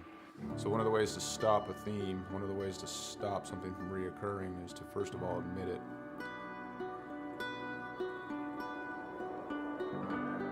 It didn't take long for us to quickly realize that there was power behind Mission 22, power behind its brand, power behind its message, and power behind its people that represented it. All right, my friends, day 19 of 22, the 22-day push-up challenge. Day 19 means 418 men and women have possibly committed suicide in the last 19 days. I went and looked up my ship, the USS Rushmore. More people who have killed themselves by now than ever served on our ship at one time in just 19 days. 19, 20, 21. One more. Y'all ready for the last one? Mission 22 has become a decentralized nationwide effort to show love, to raise money, to be available for other warriors, to be able to be a point of contact, to let the warriors know, but also for warriors to let other warriors know that there is a community. You're not alone. This isn't happening in silence. You're not forgotten. You know, we brought 4 veterans from all different parts of the United States and brought them together to hike through the state of Oregon. May God bless you on your journey. Thank you for serving our country and for being willing to go on this walk.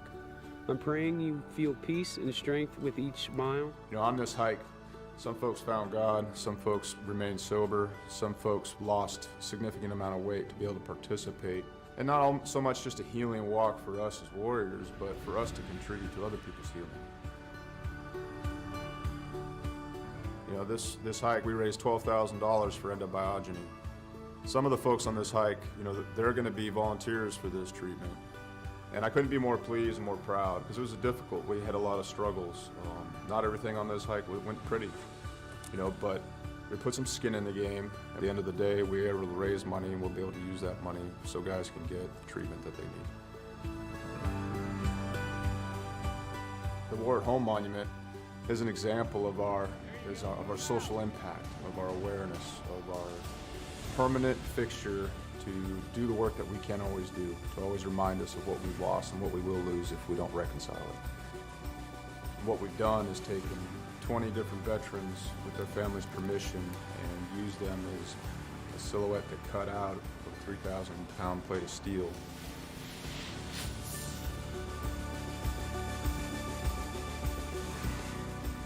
These warriors are placed in a V, and this is to show the size of the problem. This is to show the empty space they leave behind.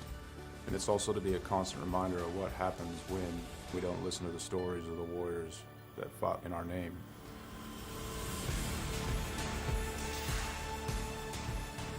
Because it's not okay. It's not okay that everyone didn't know about veteran suicide. It's not okay that these things were a secret or left unsaid, or that it was shameful. It's not okay that it's shameful to suffer alone and suffer in silence, because if you ask for help, that you're no longer a warrior, that you're weak. Yeah. So I come back and I thought everybody else changed. So I pushed my family away. And it took a long time to really realize it because I didn't want to look internally. You know, I got my Class A CDL and hit the road. I was on the road for about 8 years trucking. And this makes me think about how insignificant all of the major things going on are. I mean, what, 1 million years ago, that blew up. And, you know, over time became this. Whether it's hiking mountains or building monuments, it takes a community to heal a warrior. Warriors didn't get damaged and didn't become separated from the sunlight of the spirit on their own. It happened in the name of this nation. We can change the way we think about war, how we think about warriors, how we think about ourselves, and what we think we're going to do in the American community. We can do it now. We can do it here. And there's going to be another generation of warriors coming. We can set the tone to create a culture that grabs them up and loves them and smothers them in resources, in opportunity, right now.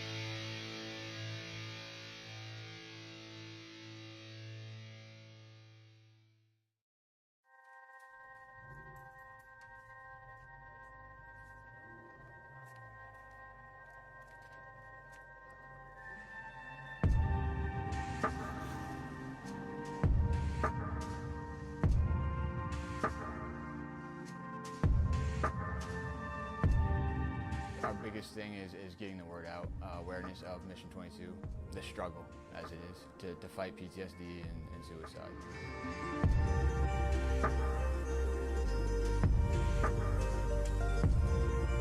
My name's Corey Decker. I'm the state representative for Mission 22. This year's been great. We got a bunch of great guys that have gotten together and decided to create this rally. The word's getting out, and it's turned into quite an event where we can actually help a lot of veterans.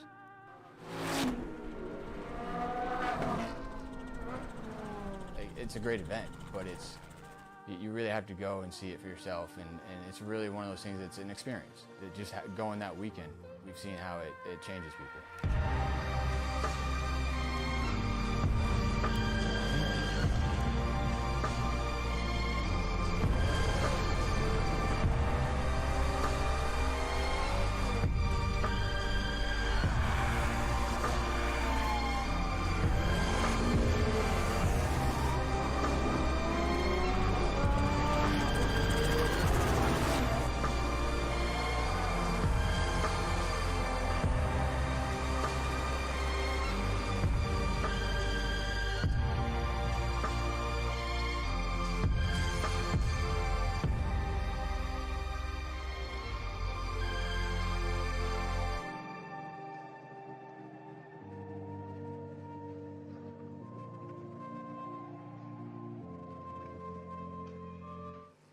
Welcome back. It is nightcap time. We got the 305 sprint cars right back here at Lima Land, getting ready to clear the drivers from the track. Going to a driver's meeting. As always, you as the viewers walk along with us as we communicate with the drivers.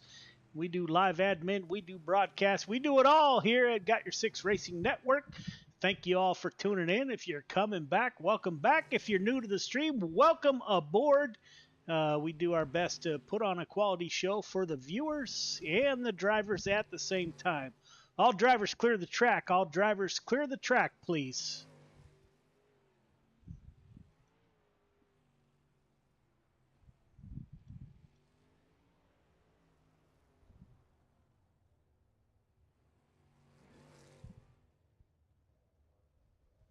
The track is closed. All drivers clear the track, please.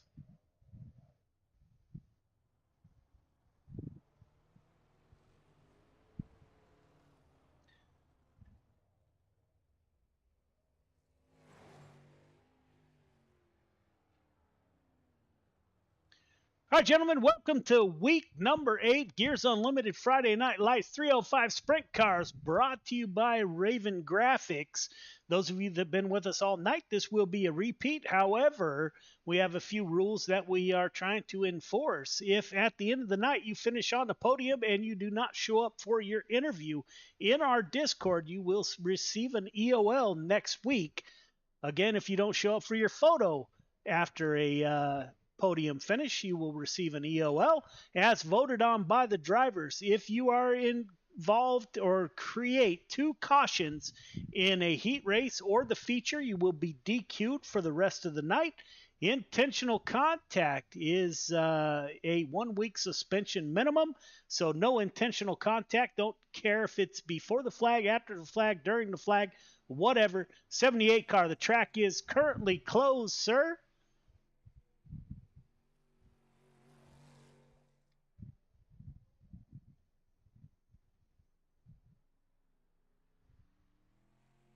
'78 car, you got about 3 seconds before you are disqualified for the night, sir.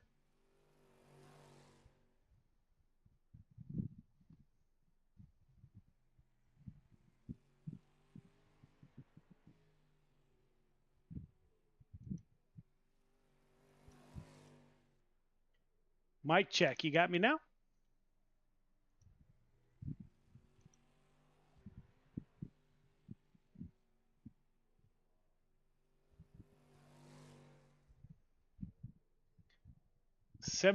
'78, clear the track, please.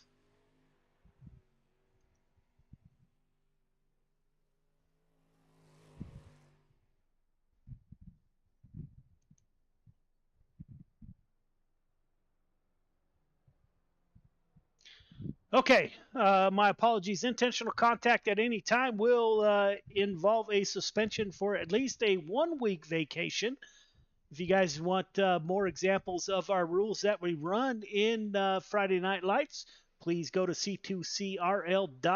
We run their rules with minor adjustments. Protest process. I do broadcast and admin at the same time, so I do tend to miss some things from time to time. If I do miss something, you think you were wrong throughout the race, please go to our Discord page, go into the protest folder, fill out a protest form. We will review that next week and assess those penalties for next week.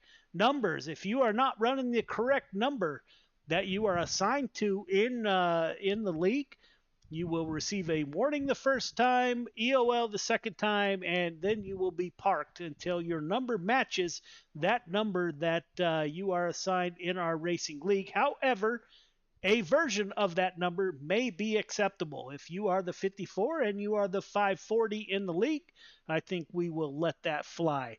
So we left the microphones open in the limited late model race. Wasn't pleased with what I heard, so we will mute microphones right before qualifying for the rest of the night. We typically do not clear black flags. However, if I am in a caution and have time, I am broadcasting and adminning at the same time, I will clear your black flags for you, but don't count on that happening. Call outs on Discord. We had some drivers that were messaging other drivers in Discord. Totally unacceptable. If you are caught talking very negatively about another driver, you will be suspended for a week at least. Excessive blinking. We've had some excessive blinking. Just know that we will give you a warning the first time, send you to the back of the field. If it doesn't clear up, then we will ask you to exit for the night. Again, we do mute microphones right before qualifying. So if you have any questions, comments, or concerns, now would be the time.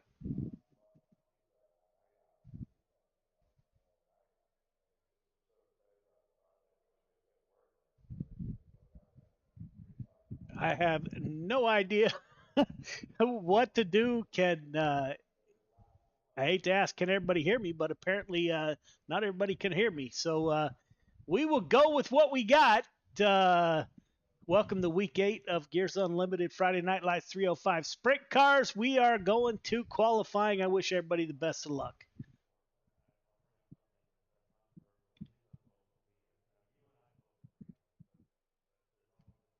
Yes, sir. Let's have them.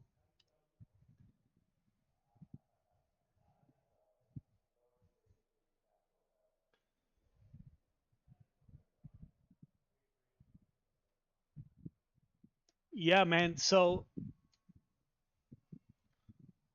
sorry about that. I had to unmute the race chat so the viewers can hear what we're talking about.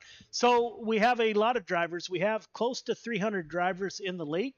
So at the end of the season, we're going to go through the list. And if someone hasn't raced in the past 6 months, we are going to remove them from the league because obviously we don't have 300 drivers that show up every week. So we're going to do that at the end of this season. If that is the case, we are going to have some numbers that open up. So somebody does have a claim to 54. If they haven't been here in 6 months or so, we're going to remove them from the league. That will open up that number. Appreciate it, sir, because I got about $500 tied up between my reps. So appreciate that number if I can get it. If not, I can switch it to 540, and we'll keep racing. Man, $500. I got a deal for you. We got a driver in this field. Yeah, we'll get you in contact with the right guy. I switch reps on a weekly basis, though. That's the thing. Between asphalt, dirt, road courses, I go through an average of 500 a rep. Yeah, man, copy. So we'll go through that list at the end of this season and weed out those drivers that haven't been here in a while. 10-4. Yeah, man, thanks you for joining us, by the way. Anybody else? Any questions, comments, or concerns? All right, fellas, let's wrap up week 8 of Gears Unlimited Friday Night Lights, brought to you by Raven Graphics. Let's get qualifying underway. Again, microphones will be muted. I wish everyone the best of luck. Let's get after it.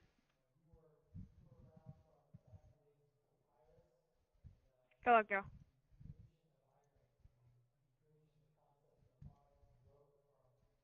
So there you have it. There is the drivers' meeting. We're getting ready to go qualifying here with the 305 sprint cars. We're going to close out week 8. Don't forget, coming up on week 13, this is the first time we have tried this with the with our sponsor, the Dirt Track Bank out of Malvern, Iowa. We're going to have the Week 13 Dash for Cash. Must be a feature winner. Must run in at least 6 races throughout the season. And you will qualify. Everyone will get paid. Minimum for the winner is $100, which isn't bad for a free league.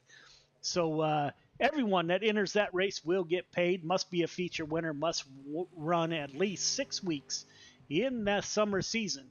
Jeffrey Kemper to the top of the board with a 12-199 coming to us from Coast to Coast Racing League. The Oregon driver at the top of the board, Chris Cox in P2. Now Jason Hines in the 66 machine with a 12-016. Puts his 66 machine at the top of the board. Driver out of Oregon, Chris Cox in the 515, wrapped up P6. Randy Shreves, current points leader. He puts the 056 at the top of the board, breaking the 12 second with 11.916 for Shreves. Kurt Schatzer, my teammate out on the track, the Dirt Track Bank 218, currently 10th quick. Who else we got? Jackson Lomax just finishing up 18th quick. Brandon Surrett in the 84 machine. We are fans of Brandon Surrett and his Facebook page. We follow him each week. Brandon Surrett with 11.924. Currently P2. Stephen Boynton, obviously P18 for Boynton. Currently have 20 drivers in the field for night, so great turnout. Randy Shreves, when your points leader with your quick time tonight. Current points, Randy Shreves, followed by Chris Cox, Jason Hines, Jeff Kemper, Gavin Chatham. Chatham not with us tonight. This is the second or third week he's missed this week. So those behind him will have a chance to make advance in the point standing. Randy Shreves with 11.916. Surrett, Hines, Kemper, Vaughn are your top 5, followed by Chris Robley, Dylan Shreves, Berger, Naran, Cox being your top 10. Again, Shreves is your points leader coming into week number 8. Randy Shreves getting it done. Not a comfortable sight for the rest of the field when Randy Shreves captures your quick time.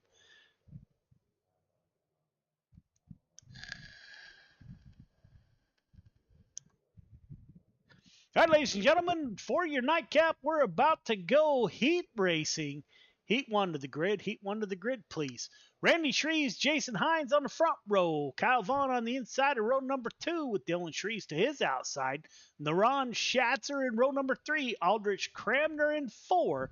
Parker and Lomax in the 5th and final row. All right, drivers, welcome to heat number 1. Leader, you know the drill. 1.5 car length behind that pace truck. Everybody else, once you get the 1 to go, going to ask you to tighten it up. Half car length between yourself, the car in front of you. Start is on green. Do not jump the start. Do not pass before the start finish line. Top 4, well, actually everyone heading to the feature tonight, so racing for your starting position in the feature. Race hard, race clean, put on a great show. Good luck. So we got a lot of drivers in the field from the Coast to Coast Racing League. We are not an official member of the Coast to Coast Racing League, but they do support us, and that is greatly appreciated.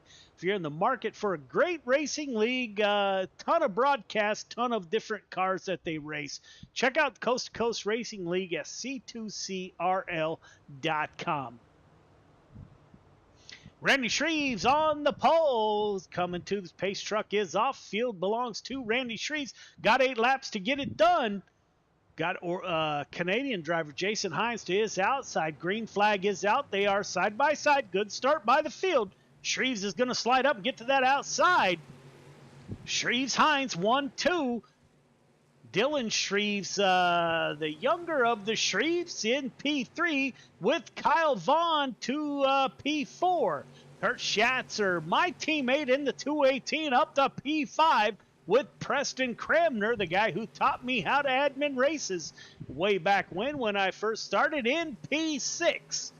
Randy Shreves with a slight lead. We're starting to get nose to tail here in heat number 1. Shreves, Hines, Shreves, Vaughn, Schatzer are your top 5. Preston Cramner run a little bit of different line than Kurt Schatzer is, but can't make any headway. Nathan Aldrich in the 514, also a admin for Coast to Coast Racing League. Like to thank Nate for all the work that he does for the Coast to Coast Racing League and all the support he gives to Friday Night Lights. Greatly appreciated, Nate. Back it down. Caution is out.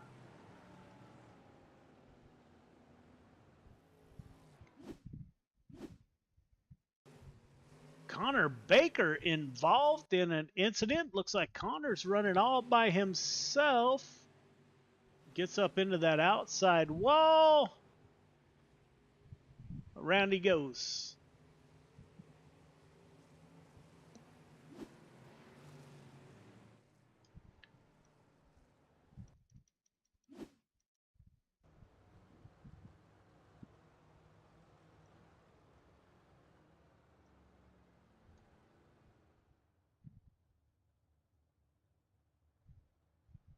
$118. Connor Baker, EOL. That is your first EOL of the night, sir.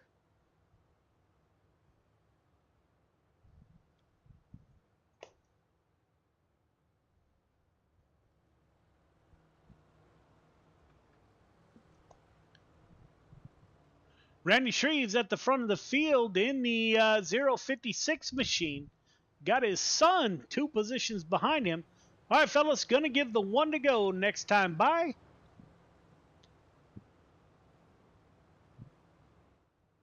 Shreves, Hines, Shreves, Schatzer are your top 4.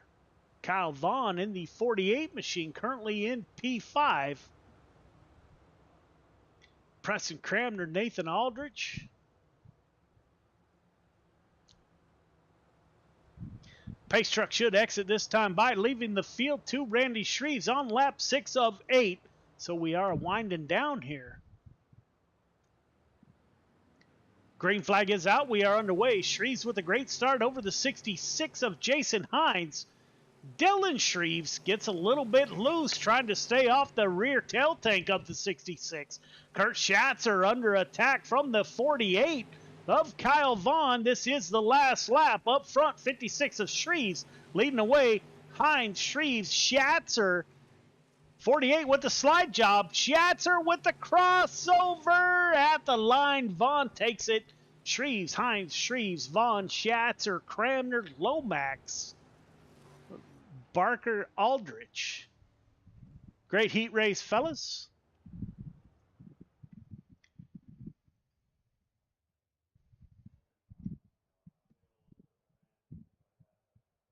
Heat 2 to the grid. Heat 2 to the grid, please.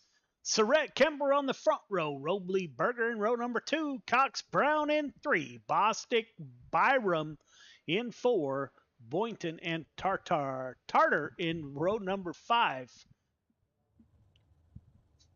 All right, leader. 1.5 car length behind the pace truck. Everyone else, once you get the 1 to go, going to ask you to tighten it up. Half car length between yourself, the car in front of you. Start is on green. Do not jump the start. Do not pass before the start-finish line. 8 laps to get it done. Everyone is headed to the feature. Race hard, race clean. Put on a great show. Good luck.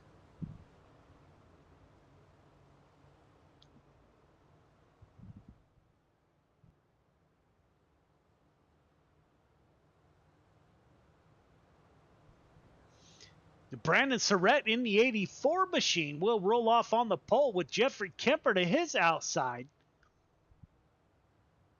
Got Chris Robley in the 85 machine on the inside of row number 2 with Christopher Berger to his outside. 8 laps to get it done. Looks like we got a little contact early on the front row. Green flag is out. Kemper on the outside. 84 doesn't get going right away, but digs that bottom side. Good run off the bottom of turn 2. Put the 84 to the point. Jeff Kemper to P2. We got some contact in the back of the field. Not sure if that'll bring out a caution or not. Apparently, iRacing decided not to bring out a caution. Surrett with a big lead. Chris Robley now going to battle it out with Chris Brown. So the two Chris's doing battle for P number 4. 136 down low and the 85 of Robley on the high side. Jonathan Byram in the 540 machine. In P5, Ty Bostic, the 222 machine, with Chris Cox behind him. Chris Cox currently second in the points. Currently running in P6. Up front, the 84 car of Surrett. About to pull up on lap traffic. Didn't get a number there. We will see if we can get a number. Backing down. Caution is out. Jonathan Byram in the 222 involved in an incident. We will take a quick look. Or in the 054. Just gets up into that outside wall all by himself. Affects Chris Robley there.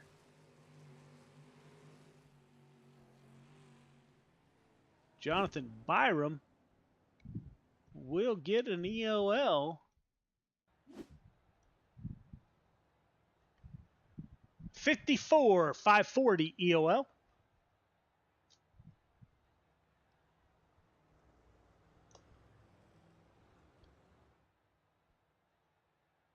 Brandon Surrett at the front of the field, working lap 7 of 8. All right, fellas, let's tighten it up. Half car length between yourself, the car in front of you, working lap 6 of 8. Got a couple to go here.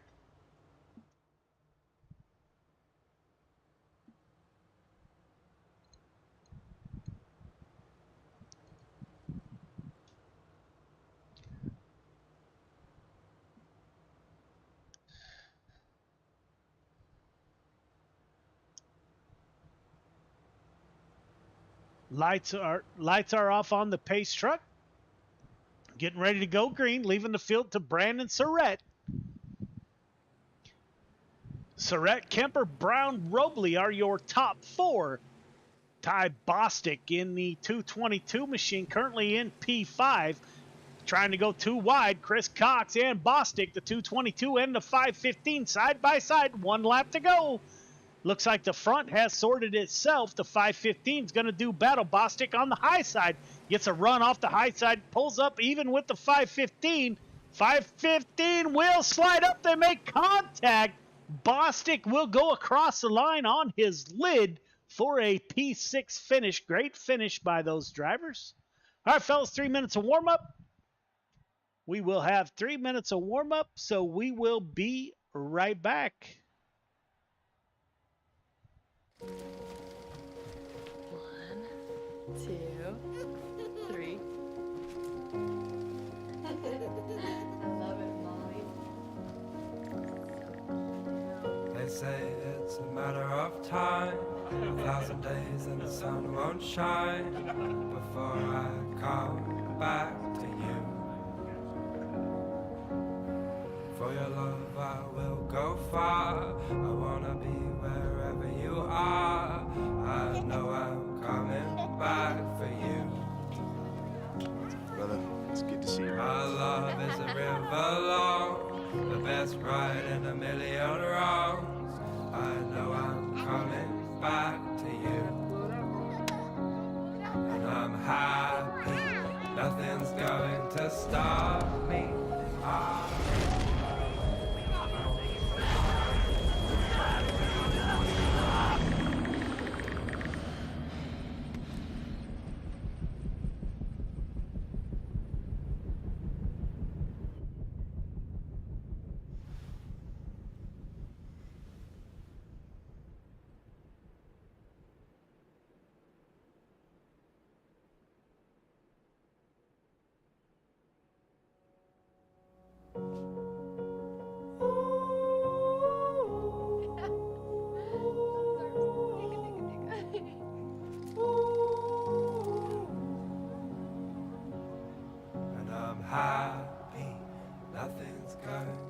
of me.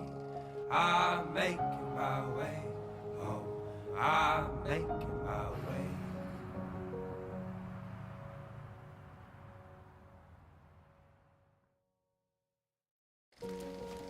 When people hear a Till Valhalla project, the first thing they might think of is our shirts. But what most people don't know is that our plaques came first and the t-shirts came second. What some people might not know is that the same shirts that we make day in and day out allowed us to do unbelievable things for unbelievable people. Whether it's donating our proceeds to reduce veteran suicide or gifting handcrafted memorial plaques to the families of fallen heroes, these t-shirts simply stand for honor and freedom, two words that wouldn't exist without our heroes. This makes Till Valhalla Project a place where fallen heroes truly live on forever.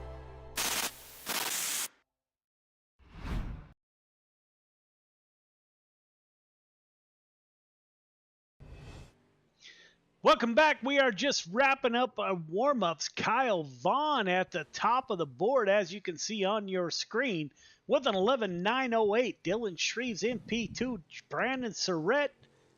We just saw a wing fly off a car there, and no kidding, I just saw a wheel fly down the backstretch there during warm-ups. Feature to the grid, please.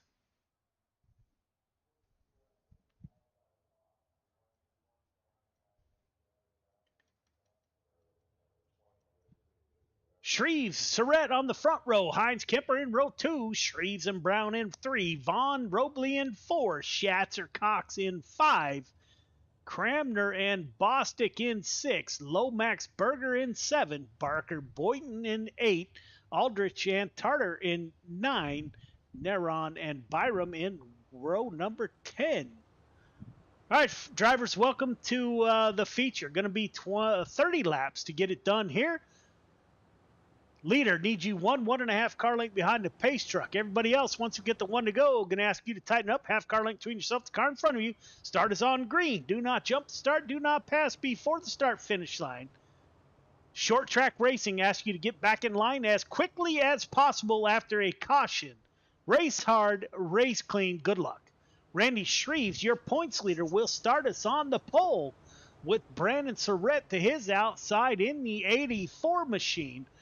Watch Jeff Kemper in the 181, driver out of Oregon, and the Canadian driver of Hines on the inside of row number 2. Green flag is out. We are underway. Hines cuts it way down low. Hines is going to try to take the lead from the outside of row number 2. Hines going to give that bottom side a go. He's making it work. Hines to the lead. Back it down. Caution is out. Not sure what happened there.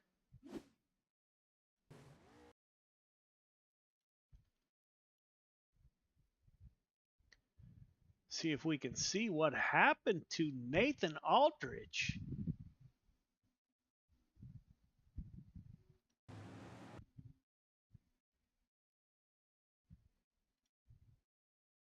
The 118 gets sideways. Nowhere for Nathan Aldrich to go. Gets into the back of the 118, so no call on the caution there.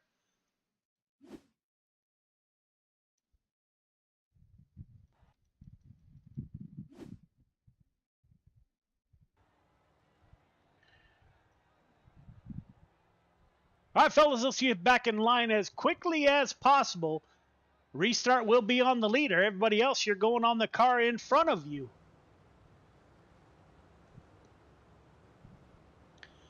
Working lap 3 of 30. We've got a long way to go. Let's settle in, get some green laps in, tighten it up in the back. Looking a little strung out there.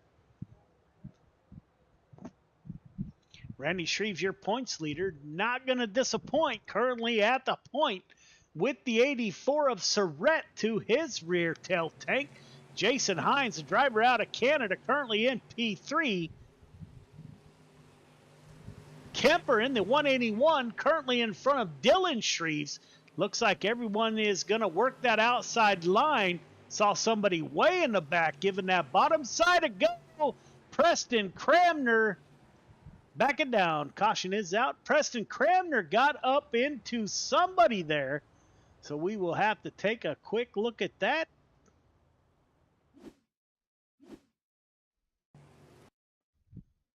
Preston Cramner did not get a great start there.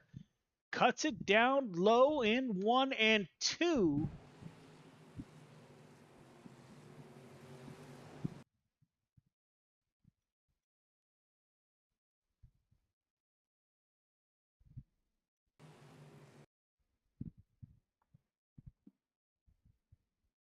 Slides up and gets into the rear of somebody there.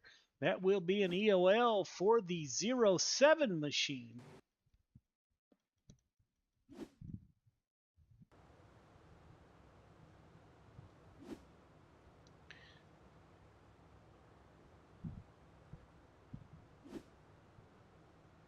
Zero 07 EOL, 07 EOL.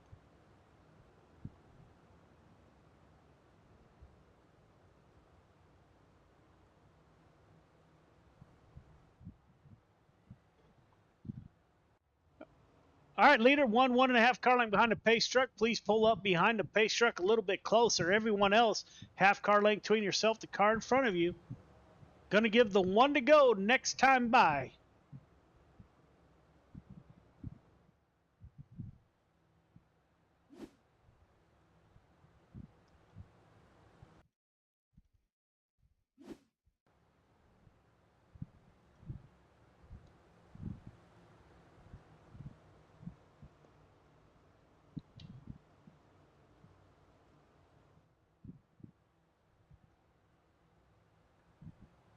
Working lap 5 of 30. It is about the time of night. You can see the track slicking it up, so should create 2 lanes of racing. Pace truck is off, leaving the field to Randy Shreves. Surrett in P2, Hines, Vaughn, Cox is your top 5.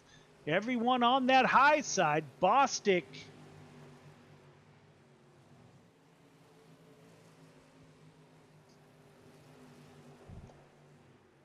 currently in P6. Up front, Randy Shreves running away from the field. Surrett in P2. Hines in P3. We will get a look at your top 5. Cox trying to keep up with the field. Look at Kyle Vaughn. Pulls up onto the rear bumper. Slides it down low into 48. Trying to make a pass on the 66. We will go on board with Kyle Vaughn in the 48 machine. Working that bottom side here. Working the throttle in 305 sprint cars. Got the 66 to his outside. He's hugging the tires on the inside. Working lap 10 of 30. Backing down. Caution is out.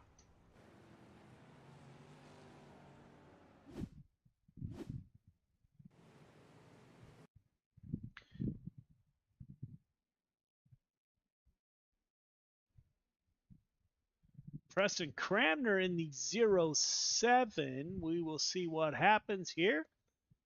Hugging that inside line. Slides out wide.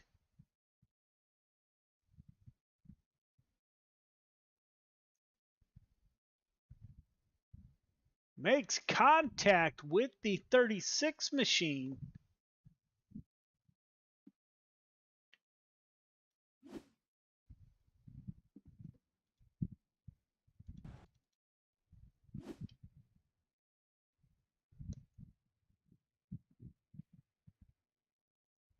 That will be a DQ for the 07, second caution of the night.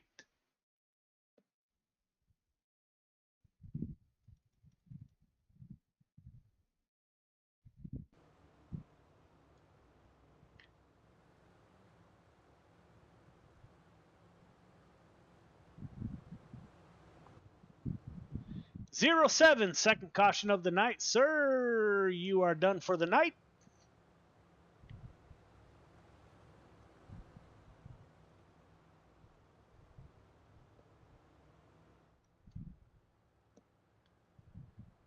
All right, fellas, going to give the 1 to go. Leader, tighten up to the pace truck. Going to give the 1 to go. Next time by.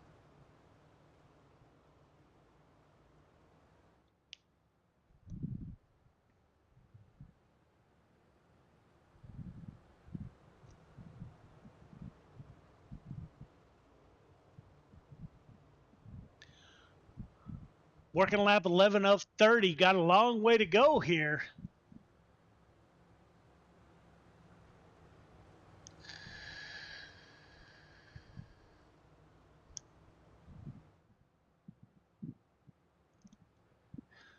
Shreves on the top side with a great start. Gets a start over Brandon Surrett in the 84 machine. 48, Kyle Vaughn. Kind of interesting. He's trying to get that bottom side to work. He's the only car down low as that top starts to slick off. 66 car of Jason Hines is who he is battling for. Chris Cox in the 515 in P5. Now the 2 car goes down low. Christopher Berger's going to follow along, try that bottom side. Vaughn and Berger on the bottom side. Everyone else up high. Chris Cox in the 515 currently in P6.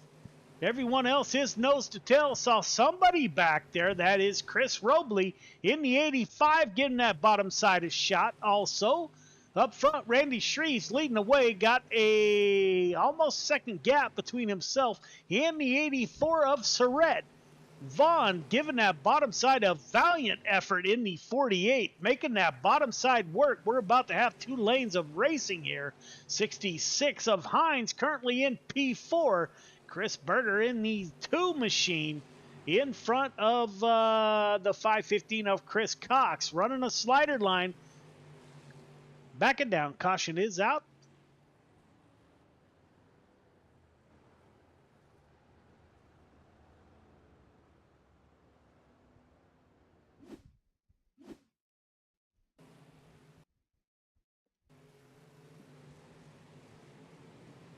Kurt Schatzer was caught up in an incident here. Looks like the outside car, not sure who that was. See if we can get a better look. The 85 of Robley.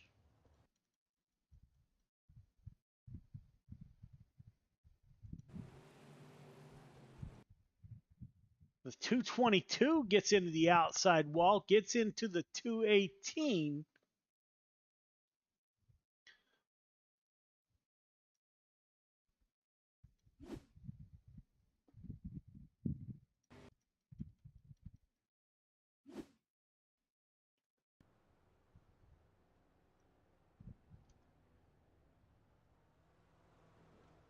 .222 with an EOL here, so we will give that penalty.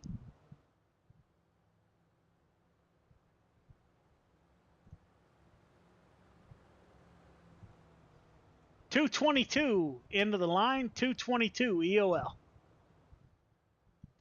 Randy Shreve still at the front of the field.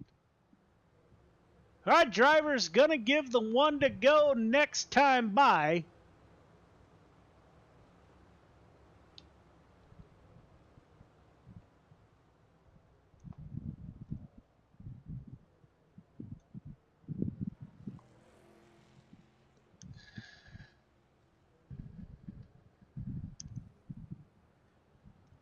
Pace truck is off. My apologies to the drivers. Going a little bit quick there. Randy Shreves at the top of the field. Again, Brandon Surrett. Kyle Vaughn, my apologies, in the 48. He's getting that bottom side to work. He's got something going down low there in the 48. Got the 56 car, or the 66, my apologies, of Hines following him on that bottom side. Those two might get that bottom side to come in. Kyle Vaughn up the P2, Shreves and Surrett up high. 48 car might drive it to the point here, and he does. Backing down, caution is out. Looks like Jeffrey Kemper was involved in an incident. We will go to the dirt track bank replay with the 181 of Kemper. Gets up into the wall, looks like 118 in the 2 make contact.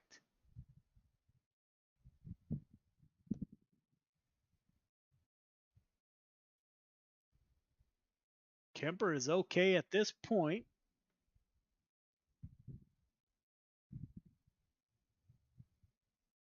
Looks like Randy Shreves up there in front of the field.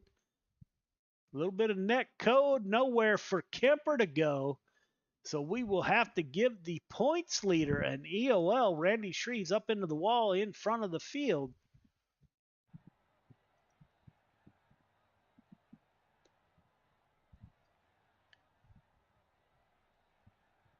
As soon as we find Randy here.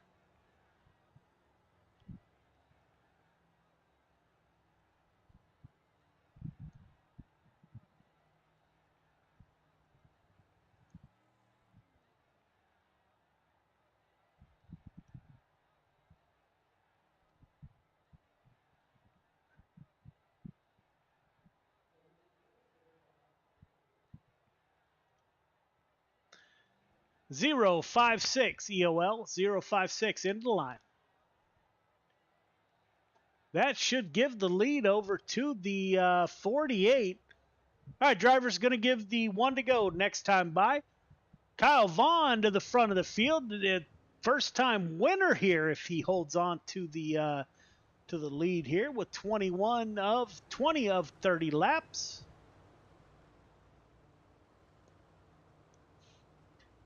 Vaughn, Surrett, Hines, Berger, Cox are your top 5.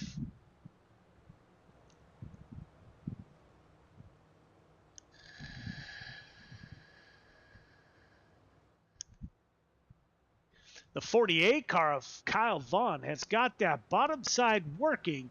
We'll see if Brandon Surrett stays on the high side, goes down and follows along with the 48. Jason Hines in P3. We'll see what Jason decides to do. We are off and running. 48 with a great start over Surrett. Back to the bottom side. Surrett on the outside gets into the outside wall, as does the 515. Kyle Vaughn in the 48 machine. Going to give that bottom side a go and making it work with the 66 car in tow. Brandon Surrett in the 84. Going to give that high side a ride. Currently in P3. Christopher Berger in the 2 car, kind of running a middle lane. So we got 3 different lines here working up front. Chris Cox currently running the high side. Gets into the outside wall. Jason Hines, Kyle Vaughn making that bottom side work. Very impressive by the 48 machine. Surrett on the high side. Everyone, or Vaughn, the 2 cars in front of him, Hines and Vaughn, making the bottom work. Christopher Berger in the 2 machine, kind of working a bottom slider line there. Middle in 3 and 4. Surrett trying to get that outside to work. Kyle Vaughn making that bottom work. We got a lap traffic coming into play, working lap 27 of 30. Vaughn now pulling away from the 66 of Hines. Surrett trying to get that bottom to work still, or the top to work, my apologies. Still working that high side, 28 of 30.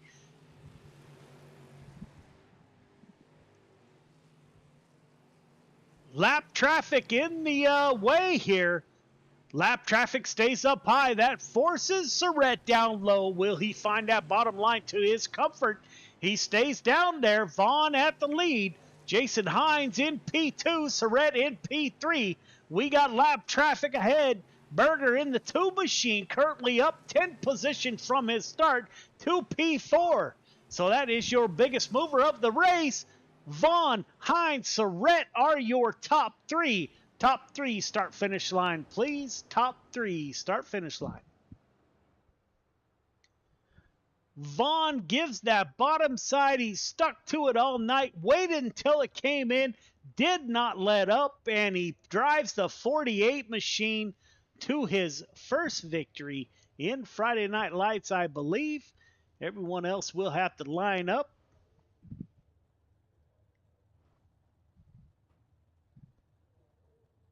All right, fellas, line up on the leader. 48 was the winner. 66 car of Hines. If you can squeeze in between those 2, sir, that'd be greatly appreciated.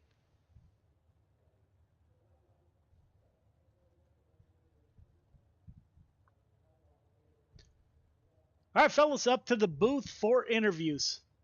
Great run by these drivers to close out the Thank you, Jason. If you can close in between those two cars, man, I can get a better picture. 48 car, if you can back up and get back in position, that'll give me a good podium finish after your burnout, of course. Great win, sir.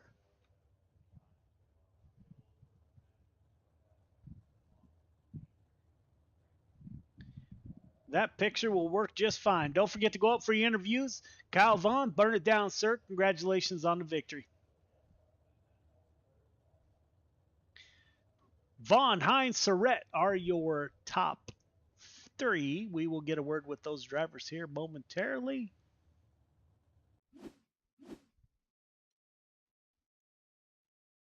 See if we can get Brandon Surrett up into the booth. There he is. Brandon Surrett moves up, falls back, actually won in the 84 machine. Brandon, this is Joe. Brandon, this is Joe. You got me? Yes, sir. I got you. Man, that was pretty fun to watch, my friend. I've been watching you all week, last couple weeks actually on Facebook. You got it done. You put her on the podium in the 84 machine. How was your night?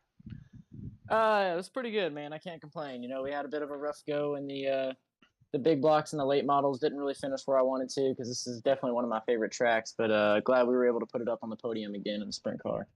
Yeah, man, I was pretty surprised at the way tonight went at Limaland.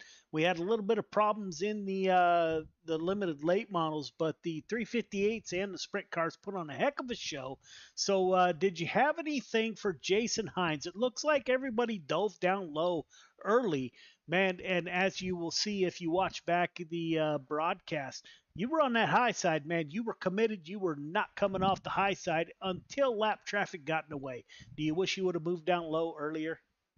I definitely do. I think with about 5 to go, I noticed when Haynes was coming up on my inside that there was a better run, it seemed like, in 1 and 2 on the low side as opposed to the high side. It seemed like I had a good run coming out of 4 on him, but every time we would go into 1 and 2 and I'd go high, he'd go low, he'd have a pull on me again. So I definitely think if I'd have made a move a little earlier, the outcome would have been different. But, you know, it is what it is. It is racing, my friend, and I'm with you. I'm staying on the high side here at Limaland and giving her a go. So great finish by you, my friend. On the podium, is this your first podium finish? This is my second, actually. I think I took a podium last week with you guys in the sprints as well.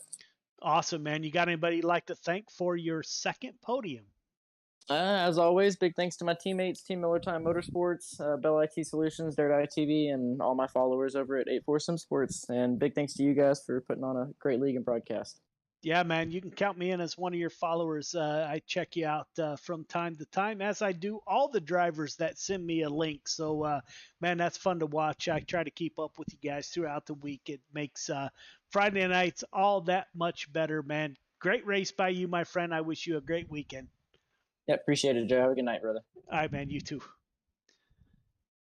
Jason Hines in the 66 machine moves up one position from his start.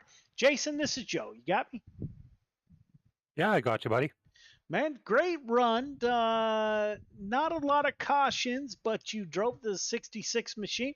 You stayed at the front all night. How did it feel from the driver's seat there? Good. You know, the car felt good all night. I love Limaland, and I love running the bottom here. I'm a bottom dweller. You can call me a catfish, I guess. It just works for me. I don't know. I don't like the high side, so. So how did it go, man? How did you see it? We noticed that you dropped down low, get behind Kyle Vaughn. I am also a fan of Limaland, not in the 360 sprint cars, but man, I love that high side. But when the low side works, everyone said the high side is the sexier place to be. But man, I'm with you, my brother. I like that low side myself. So did you think you had anything for the leader, Kyle Vaughn? Well, you know, I kind of I'm hating cautions right now because I had the lead right off the bat, lap 1, and then the caution came out, and I feel like that might have changed things, and I maybe would have kept to the bottom the whole way, but you know, I let it play out, and I was patient, and the top side wore out, and Kyle made the move first, and I kind of regret not doing it before him, but I ended up following him, and it just worked out so we could get by Randy and Brandon there. Yeah, man, great run. So you got anybody you'd like to thank for your podium finish? Yeah, I got to thank Mike Millard Racing, Redline Race Designs, Miller Time Motorsports, all the guys there. They're a great crew. You guys for putting on the show. And thankfully, my phone didn't ring. I'm on call at an emergency service. So I'm thankful for that. So emergency service, what do you do? I'm an emergency after hours commercial tire tech. So big loaders and stuff, when they blow out tires, I'm the poor sucker who gets called out to change those out. Man, so that's great stuff. I'm a construction guy myself, so man, greatly appreciate what you do on the track and off, man. So great race by you, man. Have a great weekend. You too. We'll see you next week. All right, man. See ya. Yeah. Kyle Vaughn moves up 6 positions from his starting position and puts the 48 car into victory lane. Kyle, this is Joe. You got me? Yes, sir. Man, I think this is the first time we've talked, is it not? Yep, first race, and what better way to come out my first race with you guys? Let me tell you, man. So when you went down low, I was watching everyone else run up high, which is where I typically run here at Lima Land. And that 48 car, man, just kept making advances, and you were the first one to go down there, and you made that stuff work, man. How was the ride from the seat down there? I started running on top the first couple laps, and I didn't really feel like I was making any progress. So I ducked down 1 and 2 in turns 1 and 2 first, and ran high in 3 and 4. I felt like the bottom was going to be the way to go because I saw the moisture down there, and I saw the top. It was going really quickly. I felt really good in the bottom. I was like, I'm just going to stick down here and run top 5 maybe. I was like, but I didn't expect to win, that's for sure. Man, you know what? You ate them up down low. So what I have noticed is back in the day, the bottom was the place to run, the top, okay, whatever. And then it became top dominant. But man, you showed the way around on that bottom side. Great run by you, my friend.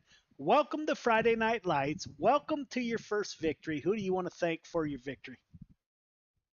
I just gotta thank, first of all, for the most important one, is my wife for letting me do this, and thank you guys for putting on a good league, and everybody else who makes this fun, and just hope to be back with you guys next week. Yeah, man. Welcome to the show. Glad you could join us, and hope we see you next week. And until then, I wish you a great weekend, my friend. Great run by you. Thank you. Yes, sir. Have a great weekend. So there you have it, ladies and gentlemen. There is week number 8 of Gears Unlimited Friday Night Lights. Thank you all for tuning in. As always, we do operate by suggestions from the audience and the drivers. So if you got anything you'd like to share with us, please do so. You can email me at my personal email, joe@gy6rn.com. You can message us on Facebook, or you can carrier pigeon, send a note in your dog's mouth. I don't care how you get it to us, but we do put those suggestions into practice. Thank you all for tuning in. There is week 8. We will see you next week for week 9. And until then, I wish you all a great weekend, and we will see you next time. Yes, that's why. So we'll just give him a quick brush, and then we'll get our stuff on, and then we have like an obstacle course. And so I'm smiling. You don't know why you're smiling. We always smile. Smiling's the best.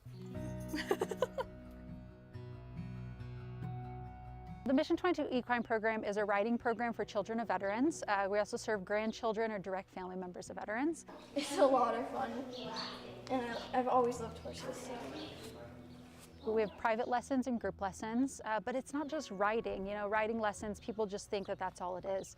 But we have the opportunity here to really build confidence, to lower stress levels, to give them an outlet and opportunity to spend time doing something healthy and productive. Mission 22 is really based on the foundation of the importance for family. It's why we're supporting families here. So in a time where kids' programs are being canceled left and right, school is shut down, they're not able to be around their friends, you know, being able to have an opportunity where they can just be together and let go of that stress and be around people. Again, honestly, it's just really that simple, being around people. You know, who would have thought that it was something as simple as that? That's okay. You want to grab his reins and then have you walking forward. It's really a special thing to watch these kids come every week and build a partnership and a relationship with their horse. It lets them forget about everything that's going on in life, being able to come here, kind of shut the world out a little bit, and have a really stress-free, fun environment. There's tons of studies that have been done on lowering of cortisol levels of children, and especially with children of veterans, often growing up in a household that can be a more stressful place, to be able to have an outlet where they can be outside, fresh air, horses around them, and just growing in that confidence. Horses are really unique. They're very intuitive to people. They're very emotionally intelligent. They're very emotional animals, very in tune to people. They have a great way of reading people as well, that they can pick up on if you're feeling nervous or scared or excited. They're very reflective to how you feel. And so it's a great way to kind of check in with yourself and see how you're feeling, because they'll let you know. When you're riding bareback, it's really important to think about keeping your thighs nice and snug. Watch your spacing. Remember 1 to 2 horse lengths in between. Nice work.